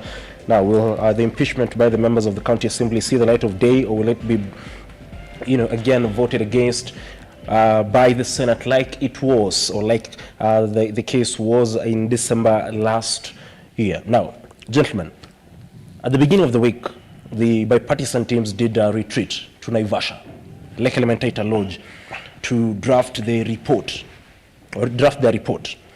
But before they went there, the Azimio wing on Sunday, led by Raila Odinga, while attending a church service in Kajiado County, did say, and Opio and I is part of the team, that is of course the Azimio delegation led by Stephen Kalonzo Musyoka, the Wiper party leader. They listed 2 things, and they said if they will not be addressed, then we will keep off the drafting of this particular report and disown the report. One was if the changes in the House leadership was not effected, and 2 was the issue of the cost of living. Now, you don't really think Kenya Kwanza did bow to the pressure, because 1, they agreed to, of course, include the issue of the cost of living on Monday. That was communicated by the leader of their side, that is Majority Leader Kimani Ichung'wah. And the second one was Sabina Chege to be removed as the Deputy Minority Whip. Now, starting with you, Akili, yes. The Jubilee Party, there have been wrangles in the Jubilee Party. There've been each faction is going to the court. You don't see Sabina Chege or the former Kenya MP Lomeka, I've forgotten the name, Kanini Kega led faction, and there's the Uhuru Kenyatta, former president led faction, which Uhuru Kenyatta has not been vocal enough, but the communication has always been coming from Jeremiah Kioring. There's been the court, the forth and back in court between the 2 factions. But finally, yesterday the speaker did communicate the challenge, the changes in leadership. Now Mark Mwenje is the deputy minority whip. But the Sabina-led side still do insist that, yes, she is the deputy minority whip. Now, Wetangula again said, recognized Sabina Chege as the interim minority whip of the Jubilee Party as a parliamentary party, not the opposition. Now, according to the standing orders, for a party to be considered a parliamentary party, it must have at least 5% of the members of the House, which they do. They have around 28 members of parliament. Now, but Jubilee Party still has signed a pre-election pact with Azimio, which means they're still in opposition. And to prove that is that Mark Mwenje who is now the deputy minority whip, is a member of the Jubilee Party. and has been elected as the minority whip. So is the speaker in order? Thank you. That ruling was very controversial. I agree with part of that ruling, especially on the part of now hosting and making a ruling that Sabina Chege will no longer be the minority whip. If you look at the standing orders, National Assembly standing orders, I think order 2, it speaks to the functions of a minority whip. In fact, it speaks to the functions of the whips, both majority and the minority. And their functions, number 1, is to mobilize the members of their respective parties to transact a very serious business in the House. Number 2, they are also there to also front members to the respective committees. Now, you cannot be a prefect, you cannot be a representative, you cannot be a mobilizer when you are pulling from another direction, or when you are pulling to the opposite direction. And I think it was very ironical that Sabina Chege has been benefiting from the position of a minority whip, yet she has not been advancing the interest and the policies of the minority party or coalition in the National Assembly. She has been in bed with the ruling coalition, meaning that the ruling coalition had 2 representatives, both the majority whip and the minority whip in the National Assembly. Be it as it may, a ruling was made yesterday, and this ruling now recognized that Sabina Chege should no longer hold the position of a minority whip. But then the recognition of Jubilee Party as a minority, as a parliamentary party, was very archaic. 1, you must ask yourself, how many Jubilee parties do we have in government? You cannot have your cake and you cannot eat your cake and have it. Jubilee Party is both in the ruling coalition, that is the Kenya Kwanza, and there is a faction that is in the opposition. The opposition, which is which I find very interesting. And number 2, how comes that Sabina Chege is recognized as the leader of Jubilee Party, and yet another member of Jubilee Party is now the minority whip? Does it make sense legally, or even morally, or even ethically? It does not make sense. So I think Wetangula could have, other than just bowing to the pressures and actually doing the right thing of recognizing that Sabina Chege does not speak and does not defend the policies of the minority party, he should have made a decision that that position should be taken back to the rightful party. But bringing this confusion will only lead us to the courts. And I saw Kimani Ichung'wah, and I totally agree with him. He actually asked that very important question. So there should be an overhaul. If Jubilee Party are tired of being in Azimio, they should make that clear, and there should be a divorce, so that divorce is in the public domain, it is recorded legally, and then now the Azimio coalition can now, within the parties within the coalition, choose someone to be their minority whip. But as we speak, it is just political. It's not making sense at all. Now, I want to come to you, Mr. Kamau. The Jubilee Party NEC, that is the faction led by the faction under former President Uhuru Kenyatta, has set to meet today. And that particular meeting has been dismissed by the Sabina Chege-led faction. But the question is, which way Jubilee? Which way Jubilee? A house divided against itself cannot stand. And it's clear there is a very huge division in Jubilee. There are guys who are allied to Azimio, and there are people who are allied to Kenya Kwanza government.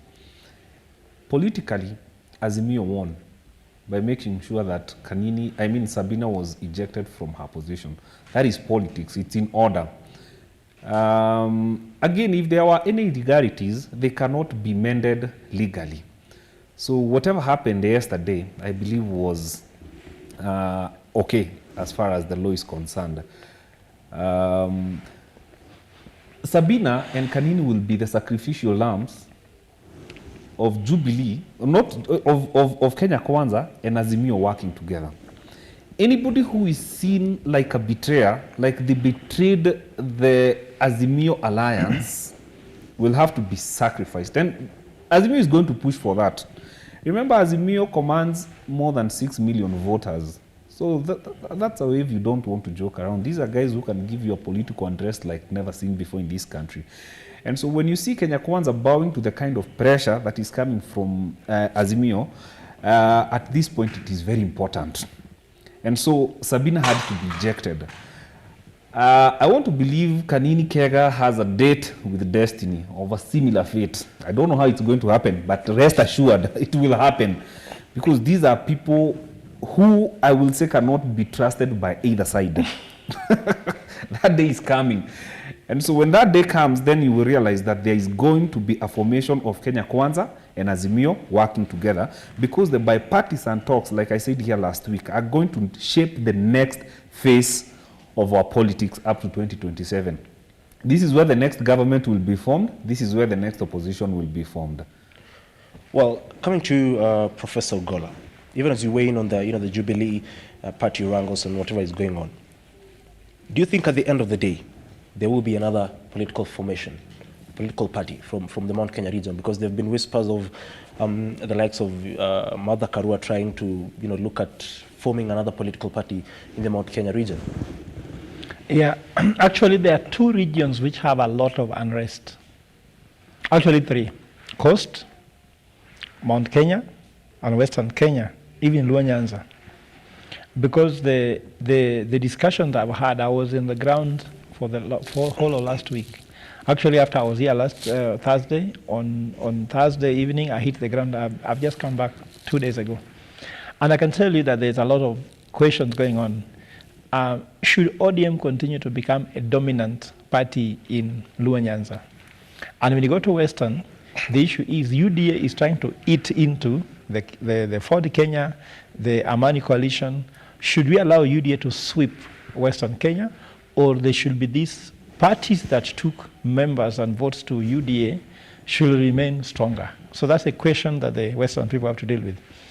Coast Province, the people who came to the government, for example, Aisha Jumwa, you go to the likes of Kingi, now they met with Joho. Joho has been in ODM. Now when they meet together, you can foresee, will Coast still stay in ODM, or Coast will come with their own political formation and go to Kenya Kwanza, or will they allow UDA to sweep Coast so that they become members of UDA? It is what is called the tipping point that they have to make a decision. So you see, Coast is in a tipping point, Western Kenya is in a tipping point, and then you go to Mount Kenya. Mount Kenya, at the moment I told you earlier, do not have a significant leader who can say, this is our leader. You cannot point. Before, we have always very clear knowing who is the leader. Uhuru Kenyatta tried to give direction which never took place, which means that that has been lost. So now, you look at now, will people come back and tell Uhuru Kenyatta, please, because before a new leader comes in, there should be a handover. So according to me, the destiny for Mount Kenya is that they should call back Uhuru Kenyatta, do Sagana 3, endorse him as a leader, he leads this way in the process, then later hand over this leadership to somebody else. So if you ask me the question about what's happening in Mount Kenya and all this in alignment, it is very clear that the issue is about who will become the leader of Mount Kenya, and how can this guy lead? For example, Martha Karua. Martha Karua has a national appeal. She does not have a lot of political capital in Mount Kenya. In fact, Raila Odinga chose her as running mate. She never gave Raila Odinga the votes for Mount Kenya, but it was very good for the optics at the national level that she was actually in Azimio. Now, the likes of Kanini Kega, they were no one before the election, and they were trying to use this opportunity to really rise up and say they can be leaders, but actually tactical moves were very wrong, and they are proven to be wrong. Sabina Chege were literally nowhere. In fact, what brought Sabina Chege to the fore was naming her as one of the possible running mates, Raila Odinga, which means that she was hinging on somebody else's social capital to grow. And according to me, if you tell me, if you want to know what happened, what's going to happen this now, I'm a strategist. And I tell people that a good student in strategy must be good in history. History repeats itself.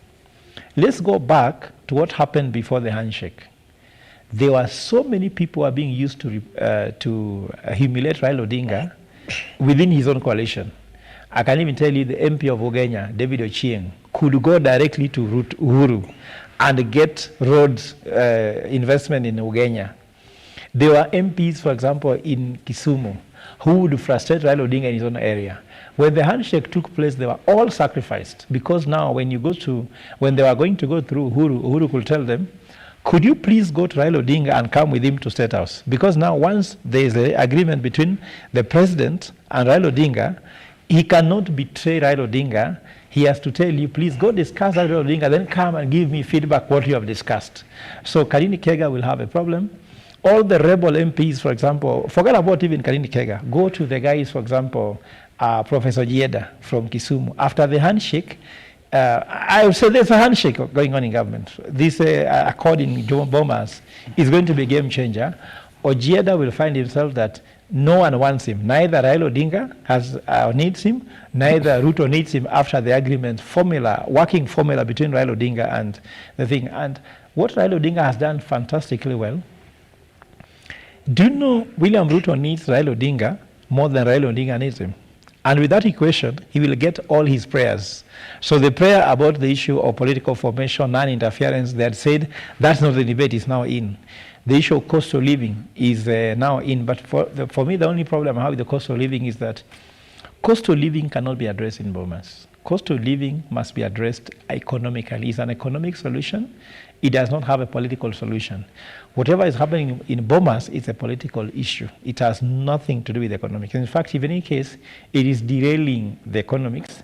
It is deviating Kenyans from the real thing. The real thing, I can tell you, is that I told you is about cost of living.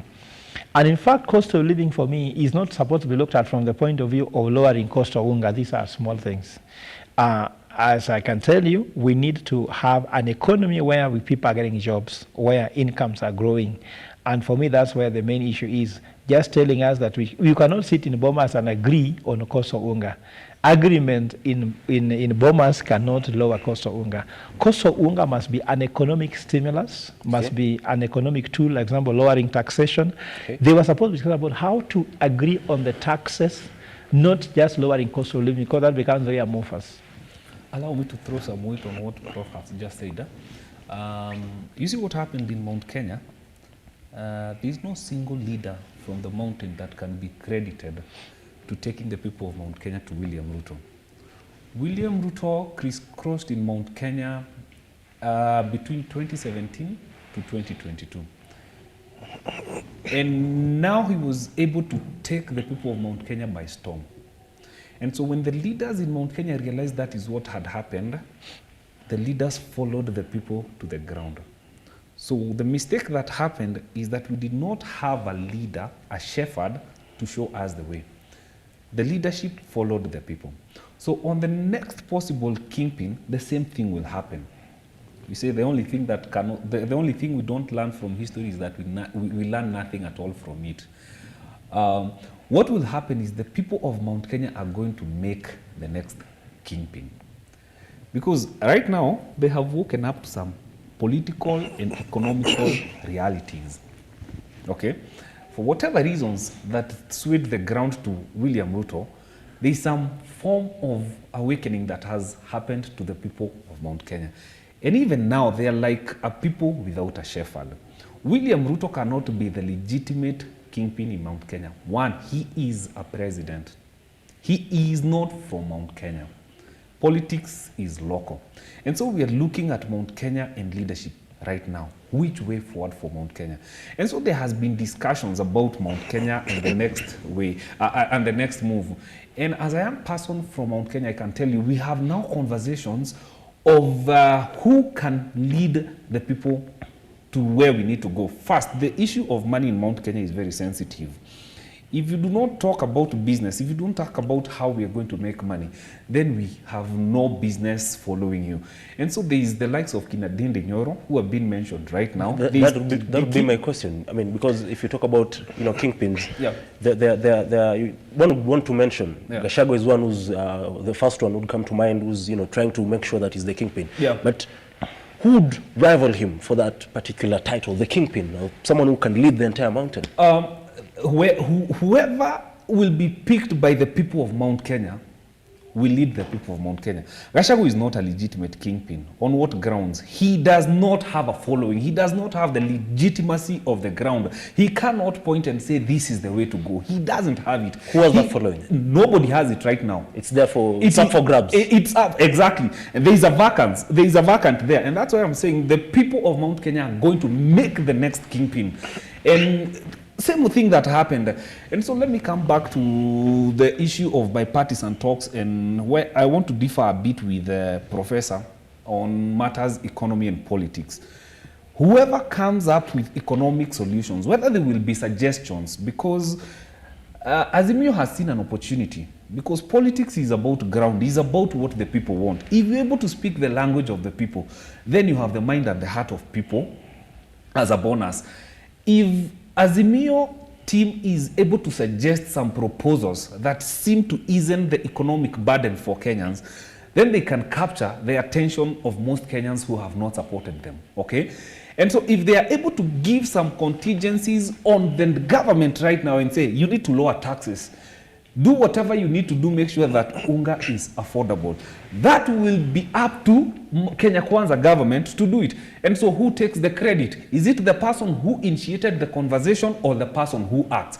Now, what Azimio can do is initiate an economic conversation that can only be acted upon by the government, which is Kenya Kwanza. And so there will be a tug of war who takes the credit.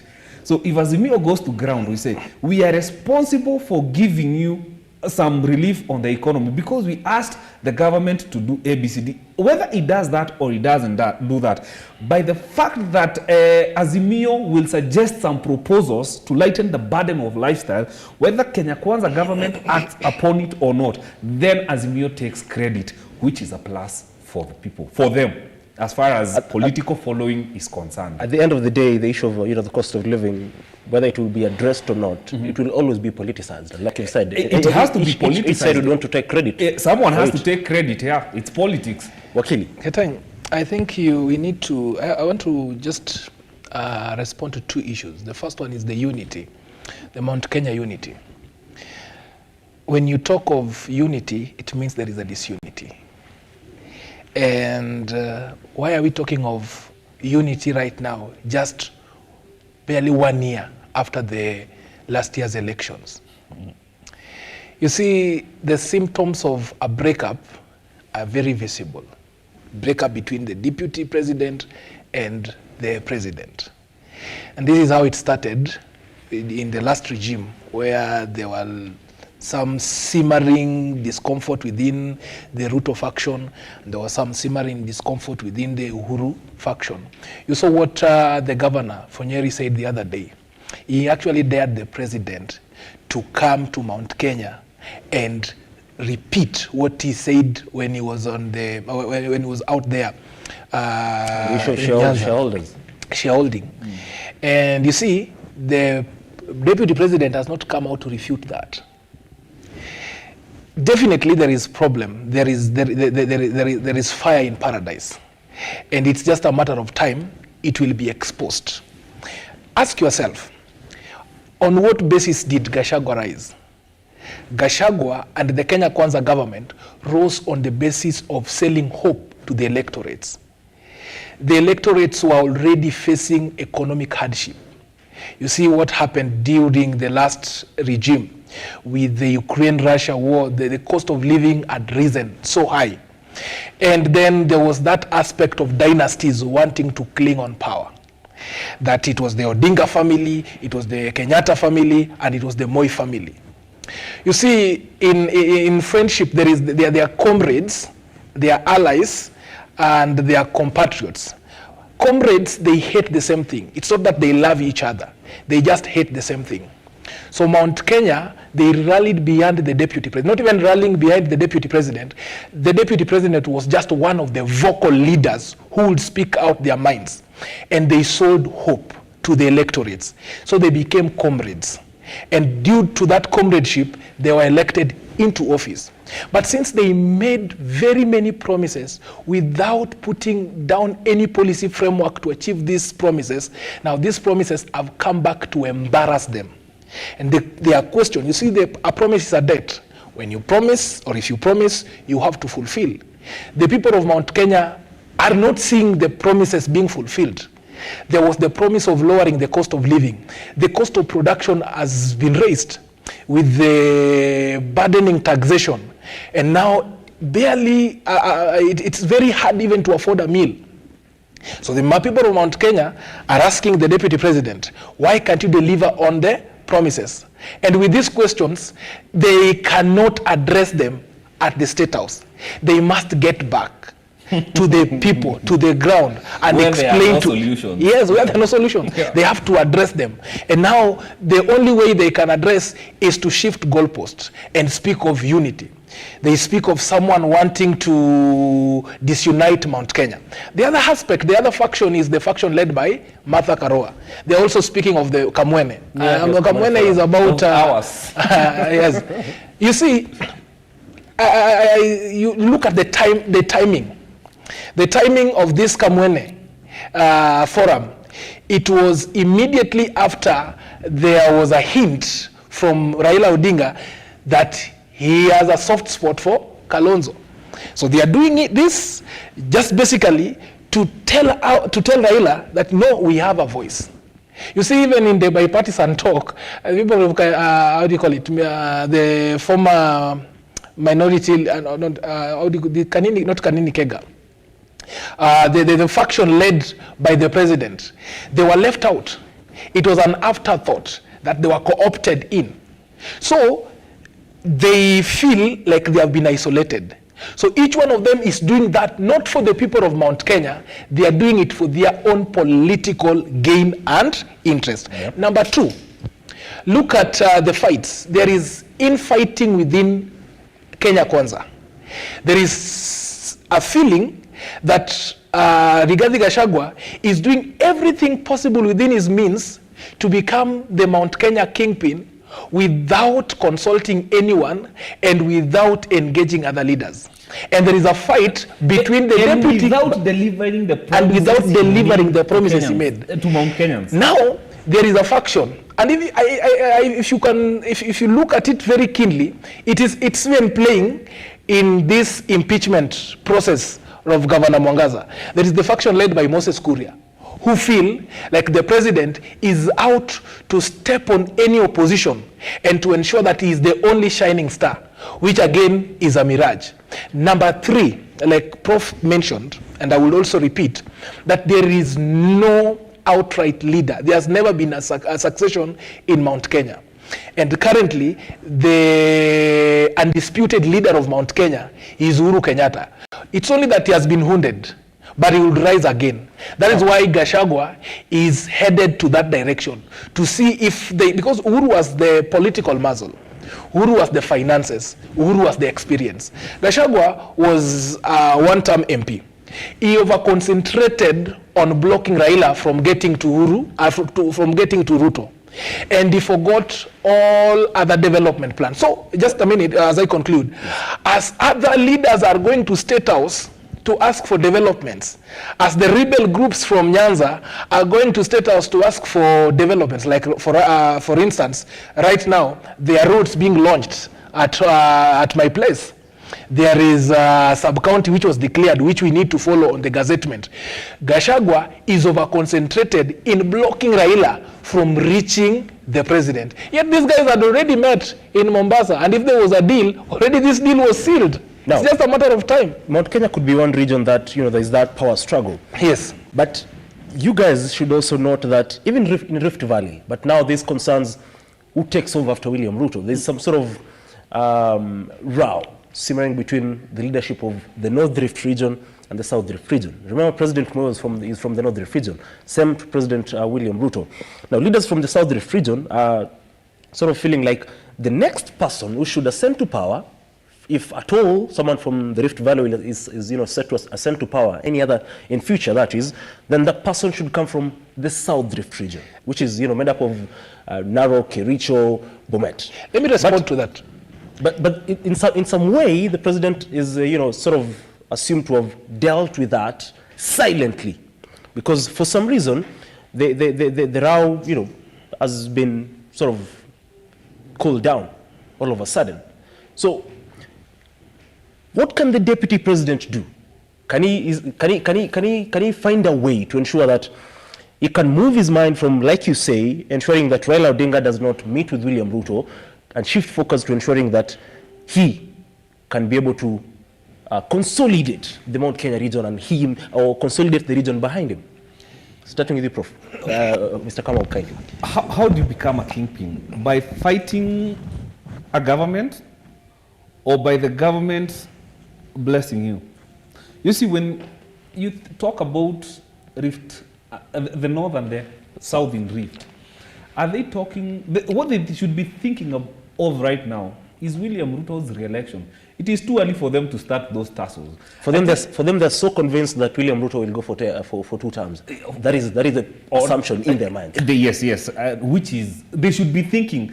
And for that to be possible, they should be thinking on how it is going to be a possibility for William Ruto to be re-elected. Because politics is about seeing a window of opportunity and utilizing it. If your political opponent finds that rift or that crack, I'm telling you, they will do something in the north. And they will make sure that as Mount Kenya is not speaking in unison right now, as the guys from Western are not speaking the same language, then someone will see the crack in the rift and capitalize on it. And bring the issue of who, after William Ruto, who next? And I think one thing that makes them so uncomfortable is the silence of one Gideon Moi. Yeah. Because ever since William Ruto took ascended to power, Gideon Moi has been very silent. Nobody knows where he is. Nobody knows whether he's working with the president or not. I think Gideon Moi is one of the most brilliant politicians. He knows when to keep quiet and when to speak. He knows there cannot be 2 leaders in the Rift as we speak. There is William Ruto. So if he were to fight William Ruto, this is one of the families with some of the biggest business entities in this country. So him speaking politically will either support the president or fight the president. So it is in his wisdom to be silent for him to succeed in business. Because like the Kikuyus said, you cannot have 2 bulls in the same shed. Either of them has to give way. And so Gideon Moi realizes right now it is very important for him to be quiet and concentrate on business. Any political he would make right now would prove very lethal for him as a person. So coming back to the issue of being a kingpin, do you just become a kingpin by the government saying, like what happened in Mount Kenya when Uhuru Kenyatta realized it was his time to exit?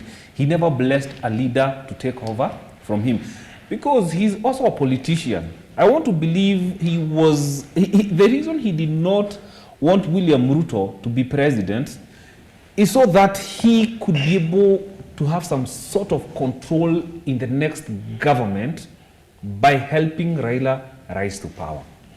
These guys are politicians, think like them. They don't really necessarily love their regions. It's not that Rigathi loves Mount Kenya so much. What he's trying to do right now is take the Mount Kenya region, which went to William Ruto, to be his bargaining pool in 2027, which I can tell you is going to be an impossible mission. I said it here last week and I will repeat it. There is no way Mount Kenya leaders in Kenya Kwanza government will sit down and allow Gachagua to destabilize Mount Kenya government, the Mount Kenya aspect of unity in Kenya Kwanza government by a way of causing the ruffles he's trying to cause in Mount Kenya to prove that he's the legitimate leader. So if that happens, then what happens is that Gachagua, if he is able to fight, if there is a drift, the people of Mount Kenya are going to come out and are beginning to speak against the government. If he is able to lead the people of Mount Kenya from the government, if that is where the people of Mount Kenya would want to go, then there would be some level of legitimacy. But he won't have it on a silver platter. There will be a lot of resistance. And that is why I said Mount Kenya is a flock without a shepherd right now. We do not have a shepherd. Strike the shepherd and scatter the sheep.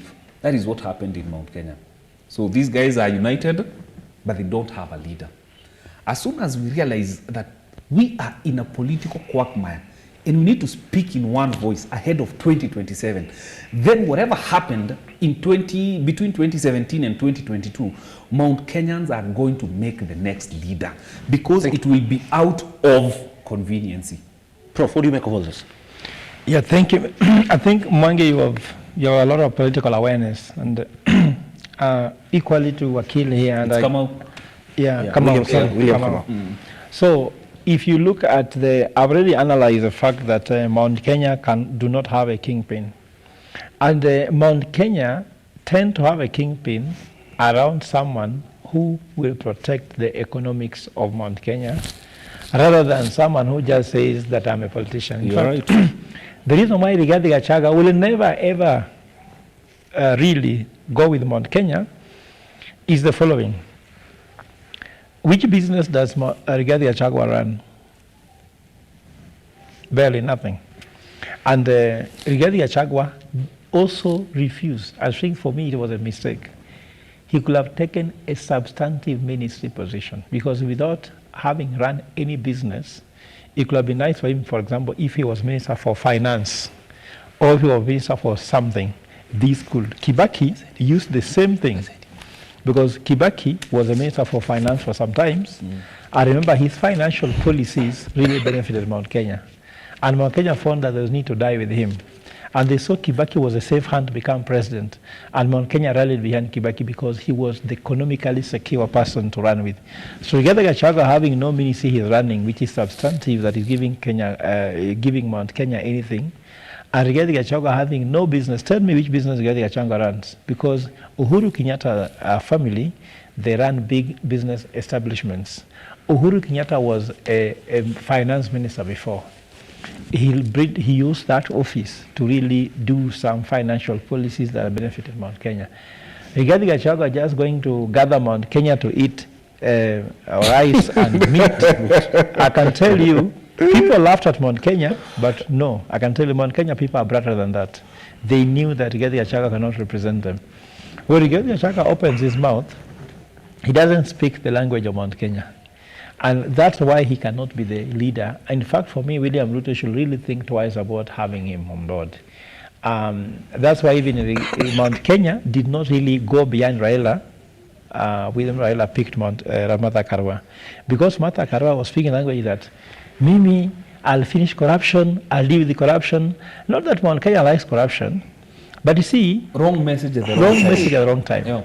Mount Kenya would say, if the issue was that how corruption can fighting corruption can reduce the economic challenges they have to make businesses thrive. That's what they're looking at. They're not looking at corruption just as corruption. You know, you tell me you want to fight corruption just as corruption does not make sense. But for me, I'm against corruption because if you lower corruption, you can actually lower cost of living, isn't it? And economies can thrive because cost of doing business is bad. Can you imagine, Brian, that as we speak now, even Kamau, you're aware that in terms of ease of doing business, Kenya only beats Juba, which is the newest state in Africa, that Kenya only beats Juba. Yes, so for Mount Kenya people, this is an important thing that you could do. If, for example, Rigathi Gachagua was in charge of a ministry, he could find a way on which to do policies that can actually help Mount Kenya people, because Mount Kenya can't sell them stories. They don't listen to stories. In fact, Kikuyu is not a romantic language. Yeah. Kikuyu is a commercial language. And that's why Kikuyus tend to do very well in business. When I'm a consultant and I meet somebody who is running a company, a Kikuyu, and I tell them how I can be able to turn around their business to do better, they put money on me. So that is for me an analysis. Now come back to the issue of Rift Valley. If you want to understand the issue in Rift Valley, ask yourself, how did RUTO become the kingpin, taking it over from Moi family? That is what you have to know. First, RUTO was looking for votes for Raila, and he rode there campaigning the whole of Rift Valley to deliver the vote to Raila, which is popular. Yeah. So after that, He now said how Raila has betrayed him after working for him. Thank you. So you must have those two things. You cannot just wake up and say being a kingpin. Being a kingpin out of what? You have to lead people in a fight. That's why all the people Raila Odinga is appointing again, or Oburu Odinga is proposing again in Luo Nyanza, will never ever become the kingpin of Luo Nyanza. You cannot become a kingpin of Luo Nyanza like that. Even the Maasai people don't like people who are wicked, people who are weak. Weaklings cannot be a kingpin in the Reef. You know, the Reef wants a strong man like William Ruto, a guy who can take somebody head on and take a position.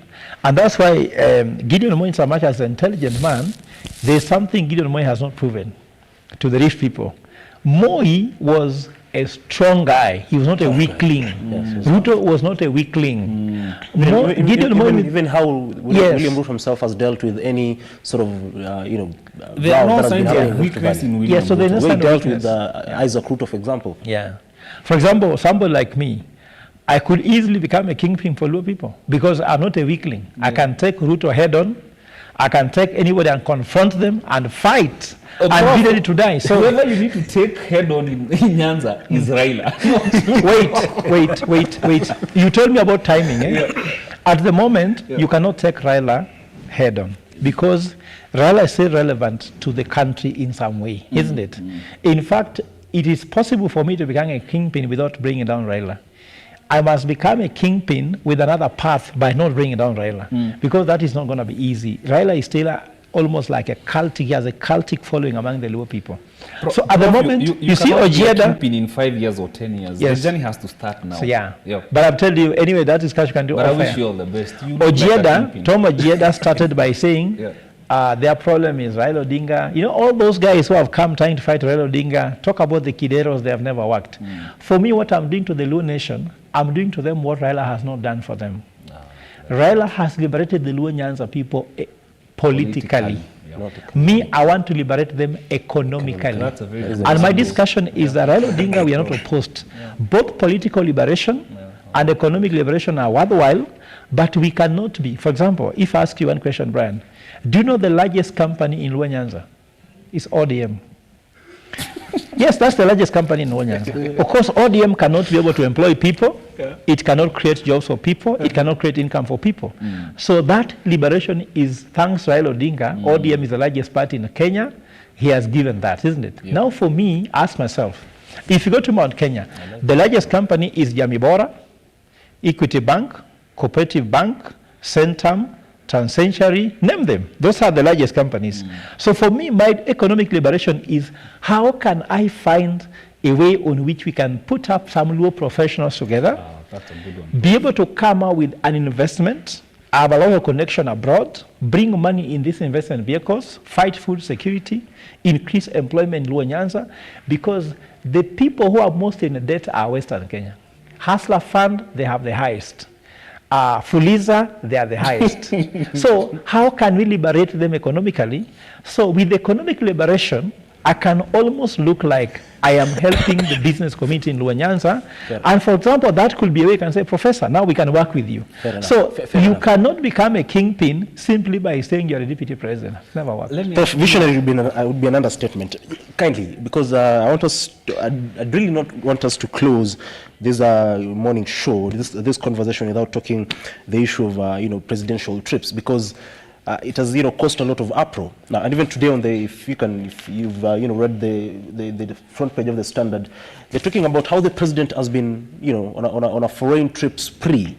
Now, so far the president has gone on 38 countries. 38 that has gone out of the country 38 times to 38 different countries. Now, President Uhuru Kenyatta, the former president, in his entire tenure, the 10 years, he made 151 trips across the globe. 151 in 10 years. President William Ruto has made 38 in, let's say, a little over a year in office. But now, the question is, one, is the country benefiting from these particular trips? That is the first one. The second one, what are the effects of these trips on the Kenyan economy, on the common mwananchi? Because the president is not a common man like me. I can say I'm going on a trip. If I go for 38 trips, the cost would be, somehow small as compared. The president has an entourage that he goes with. He goes with a lot of people. So with the current economic situations, starting with you, Wakili, is the president justified to go on all these trips outside the country? I wanted to respond to the previous issue just in a minute, then I can respond to this. Fair enough.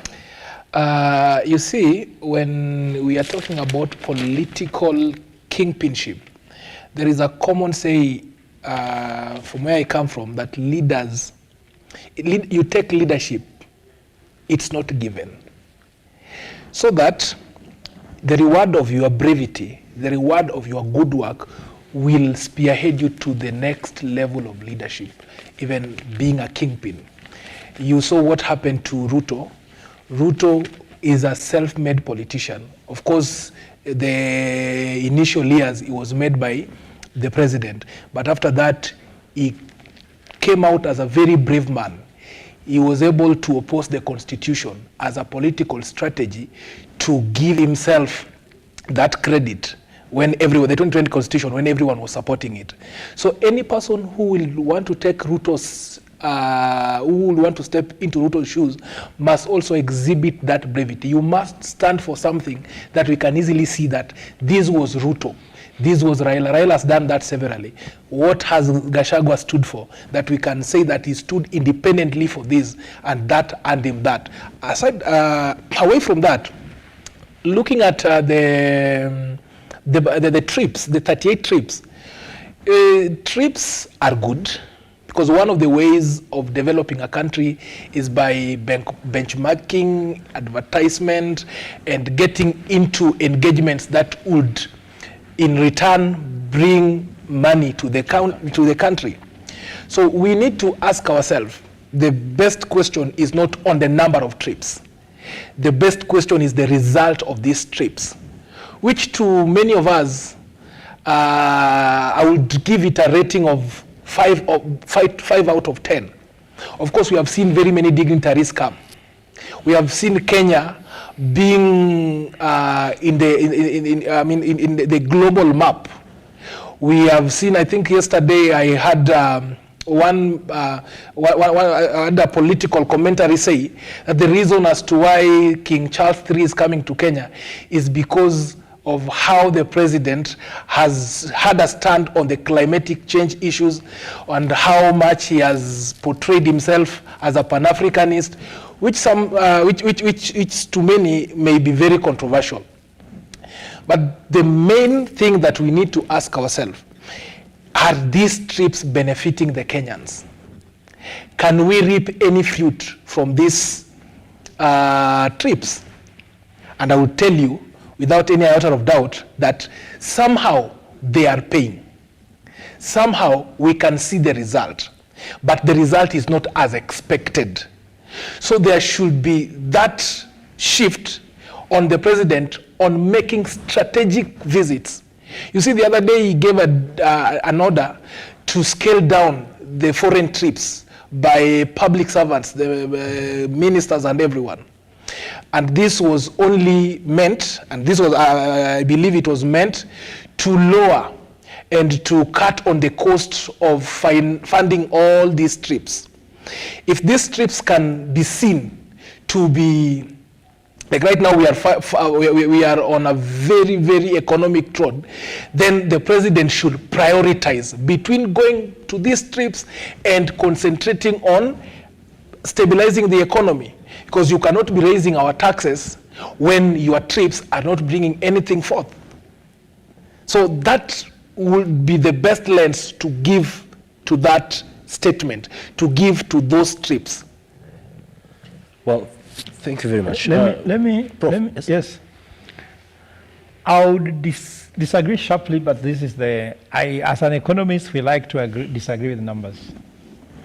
How many trips did Kibaki make in his presidency? Because Kibaki should be a benchmark for any good performing president in Kenya. He made very little of them. Yeah, true. What is the use of foreign envoys? And some of these trips are done without structure. For example, before a president visits, you guys, a visit of a president looks like a military operation to get everything you want. Let's last look at the visit by Barack Obama.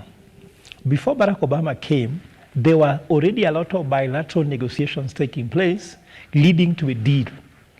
When it ended, Uhuru Kenyatta emerged with the file, with that one of Obama, and they signed something. Thanks to that, TRIPS was being negotiated here, the US trade negotiation. They might take a long time, but they're really well structured with the structure. Now, when you go to China and you're given 1 billion shillings as loan, which we're having problems here with repayment or loans, what is the outcome of that trip? You would tell me, Wakili, yes, you can make very many trips, but some of them can be very wrong and one can be right. Tell me that one visit, which you say, this was a strategically well organized and well executed, and this is the outcome we have. I've not seen any. You know, you can just have, like, for example, if you go to State House, there are so many offices in State House. William Ruto has an office where people are just looking for which trips he can go to. This was done by Professor Njuguna Ndung'u as the governor of Central Bank, where he earned so much money in allowances in per diem by attending all conferences. I remember there's a time when I used to be advisor for State House, Uhuru Kenyatta asking KQ to land Professor Njuguna Ndung'u and bring him back to Kenya immediately because of something urgent in Treasury. He was just traveling. So if you ask me, you've said how many trips? 38. 38 so far. So far. For 7 days in office. In 7 days. Yeah, now, you tell me what was the reason of those trips? And for a president to take a trip, there must be time to execute. And he's moving with all the government. So these ministers and PSS and the rest, do they have time to sit down to execute? We had the climate summit, isn't it? They're supposed to team to work on it. And as a governance in the issue, a governance expert, there's what you call 40-20-40 rule. Mm-hmm. That before a trip, you have to spend 40% of the time preparing to make the trip successful. You spend 20% of effort, time, and resources on the trip. And a lot of heavy lifting is after the trip. So 40 preparation, 40 the trip, 40 execution. So if today you are in Juba, tomorrow you are in China, next day you are in New York. So these 40-20 doesn't work. That's why the government is delivering nothing. It's delivered zero promise to Kenyans because there's nobody executing even these trips.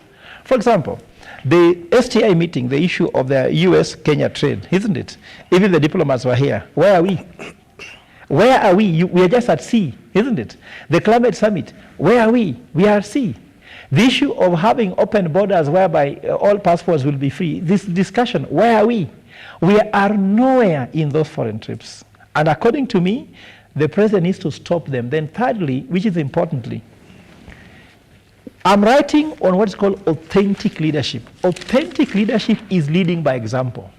If the president gives directives that the PSS or CSS should scale down on foreign trips, and he is the biggest lover of foreign trips, how will they listen to him?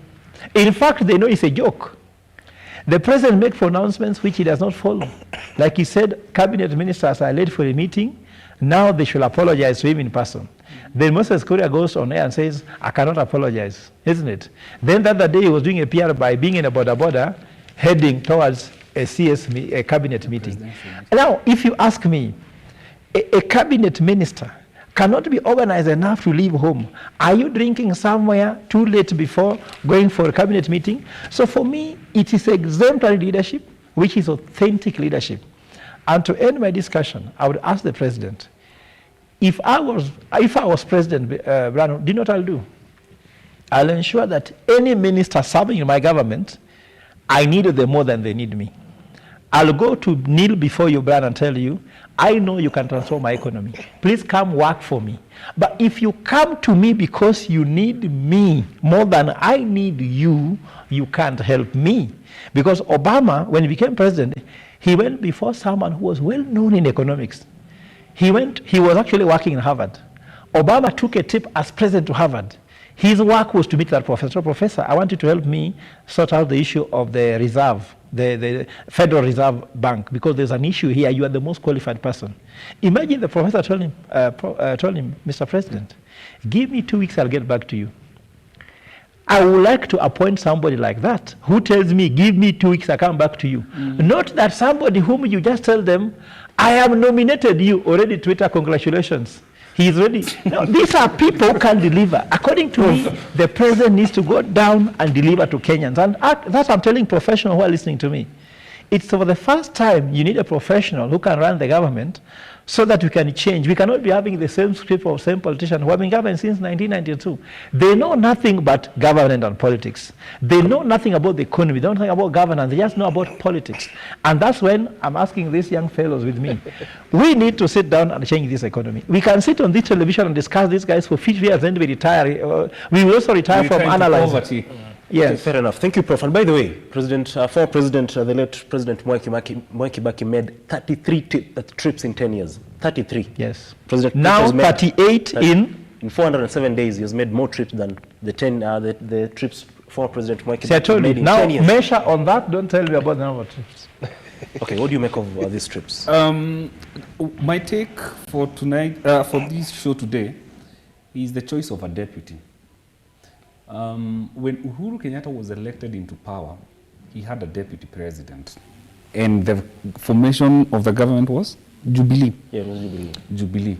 And there was a dream of Jubilee running this country and changing this country for the next 100 years. Then along the line, some political betrayal happened. And so 5 years of Jubilee's administration in their last term sent William Ruto into a political mood. And Uhuru went on the other side. So they were not catching each other eye to eye. If the political formation of Jubilee had a good agenda for the people of Kenya, they should have been mentoring William Ruto into presidency. So they would be sending him on these international countries, or rather these international trips, to make alliances and formations that will carry him in the next 10 years of their presidency. Okay, now when William Ruto is in charge. What happens in this case, because of the betrayal, a president goes with all his international contacts and closes that book with his presidency. So William Ruto comes in with zero connection at the international market. So he needs to start from a scratch. I remember Uhuru Kenyatta, when he took over power, at one point the newspapers were calling him the tourist president. He was hardly in the country.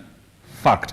Why? Because he was trying to build new international alliances, because there was no previous mentorship in preparation of him becoming the president. So I want to believe that William Ruto's foreign trips are going to yield much, maybe in his second term. Then we can be able to analyze the benefits of this. But again, he does not need to honor every invite. He can send a delegation.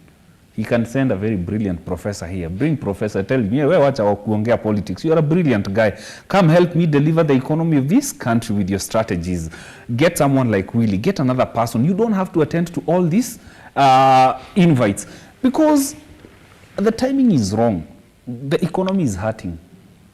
If you look at the dollar, it has crossed the 150 mark. It's at 154. Yes. Now, these international trips are not paid on Kenyan currency. It's the dollar. USD. The USD. It's still eating in our USD's reserve. So we need to understand that as a country, we do not have to honor every invite. Even the president can do a Zoom meeting with the president. And you know, what bears the fruits of that meeting is what is important, not him necessarily traveling. But again, looking at him coming into presidency with zero international relationships, I would say it's quite fair for him right now. But at one point, we need to see a decline on those visits. Thank you very much, gentlemen. Sadly, we're running out of time, but I'd give each one of you just a minute, kindly. Your parting shots, starting with you, Akili. Just a minute, kindly. Like I said, Kenya, right now, the common mwananchi are suffering. And the suffering has been caused with the high taxation. That everything that this government looks at is on how to tax the employed. And right now, it's becoming very difficult to be employed in this country. No country has ever taxed its way into prosperity. I think the president needs to be advised to honor the pledge and the promise of lowering the cost of living by lowering also the cost of production. Because when you increase taxes, you also increase the production cost. And you are only hurting the hustlers. Number two, I pledge to... Because of time, kindly. Just one last thing. One thing I also mentioned that I also want to tell Kenyans is that choices have consequences. Elect a leader based on what he has done, a track record. Thank you. A few seconds, Prof. According to me, as a nation, dear listeners, there's some lessons God is teaching us. And these lessons God is teaching us that we need to predict our future. And the best way to predict our future is to create that future. Why don't we start by identifying the people we want to really lead this nation, help them, support them, so that they can lead this kind of wrong direction. But the people coming that we are supporting because they are giving us money or something, they are taking us nowhere, and this country can change simply by handing out something to people and then taking an office. 15 seconds. Every major change in the world is credited to guys between 25 years and 50. And so the guys between 25 and 50, we need to produce a president in the next 9 years. So by 2032, we should be producing our own president. So one of the things I'm going to vote for in 2027 is the choice of a deputy president. Whoever will be picked is from my generation, then I will campaign and vote for that government in preparation of the Y generation presidency. Thank you very much, William Kamau, for making time to be with us this morning. Thank you very much, Professor Fred Ogola, for making time, as well as Peter Osaga for making time. Thank you very much. Well, because of time, we've sadly had to bring this conversation to an end here on Lookuptv. This was the Morning Drift, talking about the state of the nation, the current affairs. Is the presidential trips, or are the presidential trips making or bringing any benefit to the country? Are they increasing the rate of our export to all these countries that the president is traveling to? But thank you very much for making time. Until tomorrow, do stay blessed, and remember you can visit our website www.lookuptv.co.ke just to get an overview of the stories making headlines not only in the country but as well across the borders. Until tomorrow, do have a lovely day, and like always, God bless.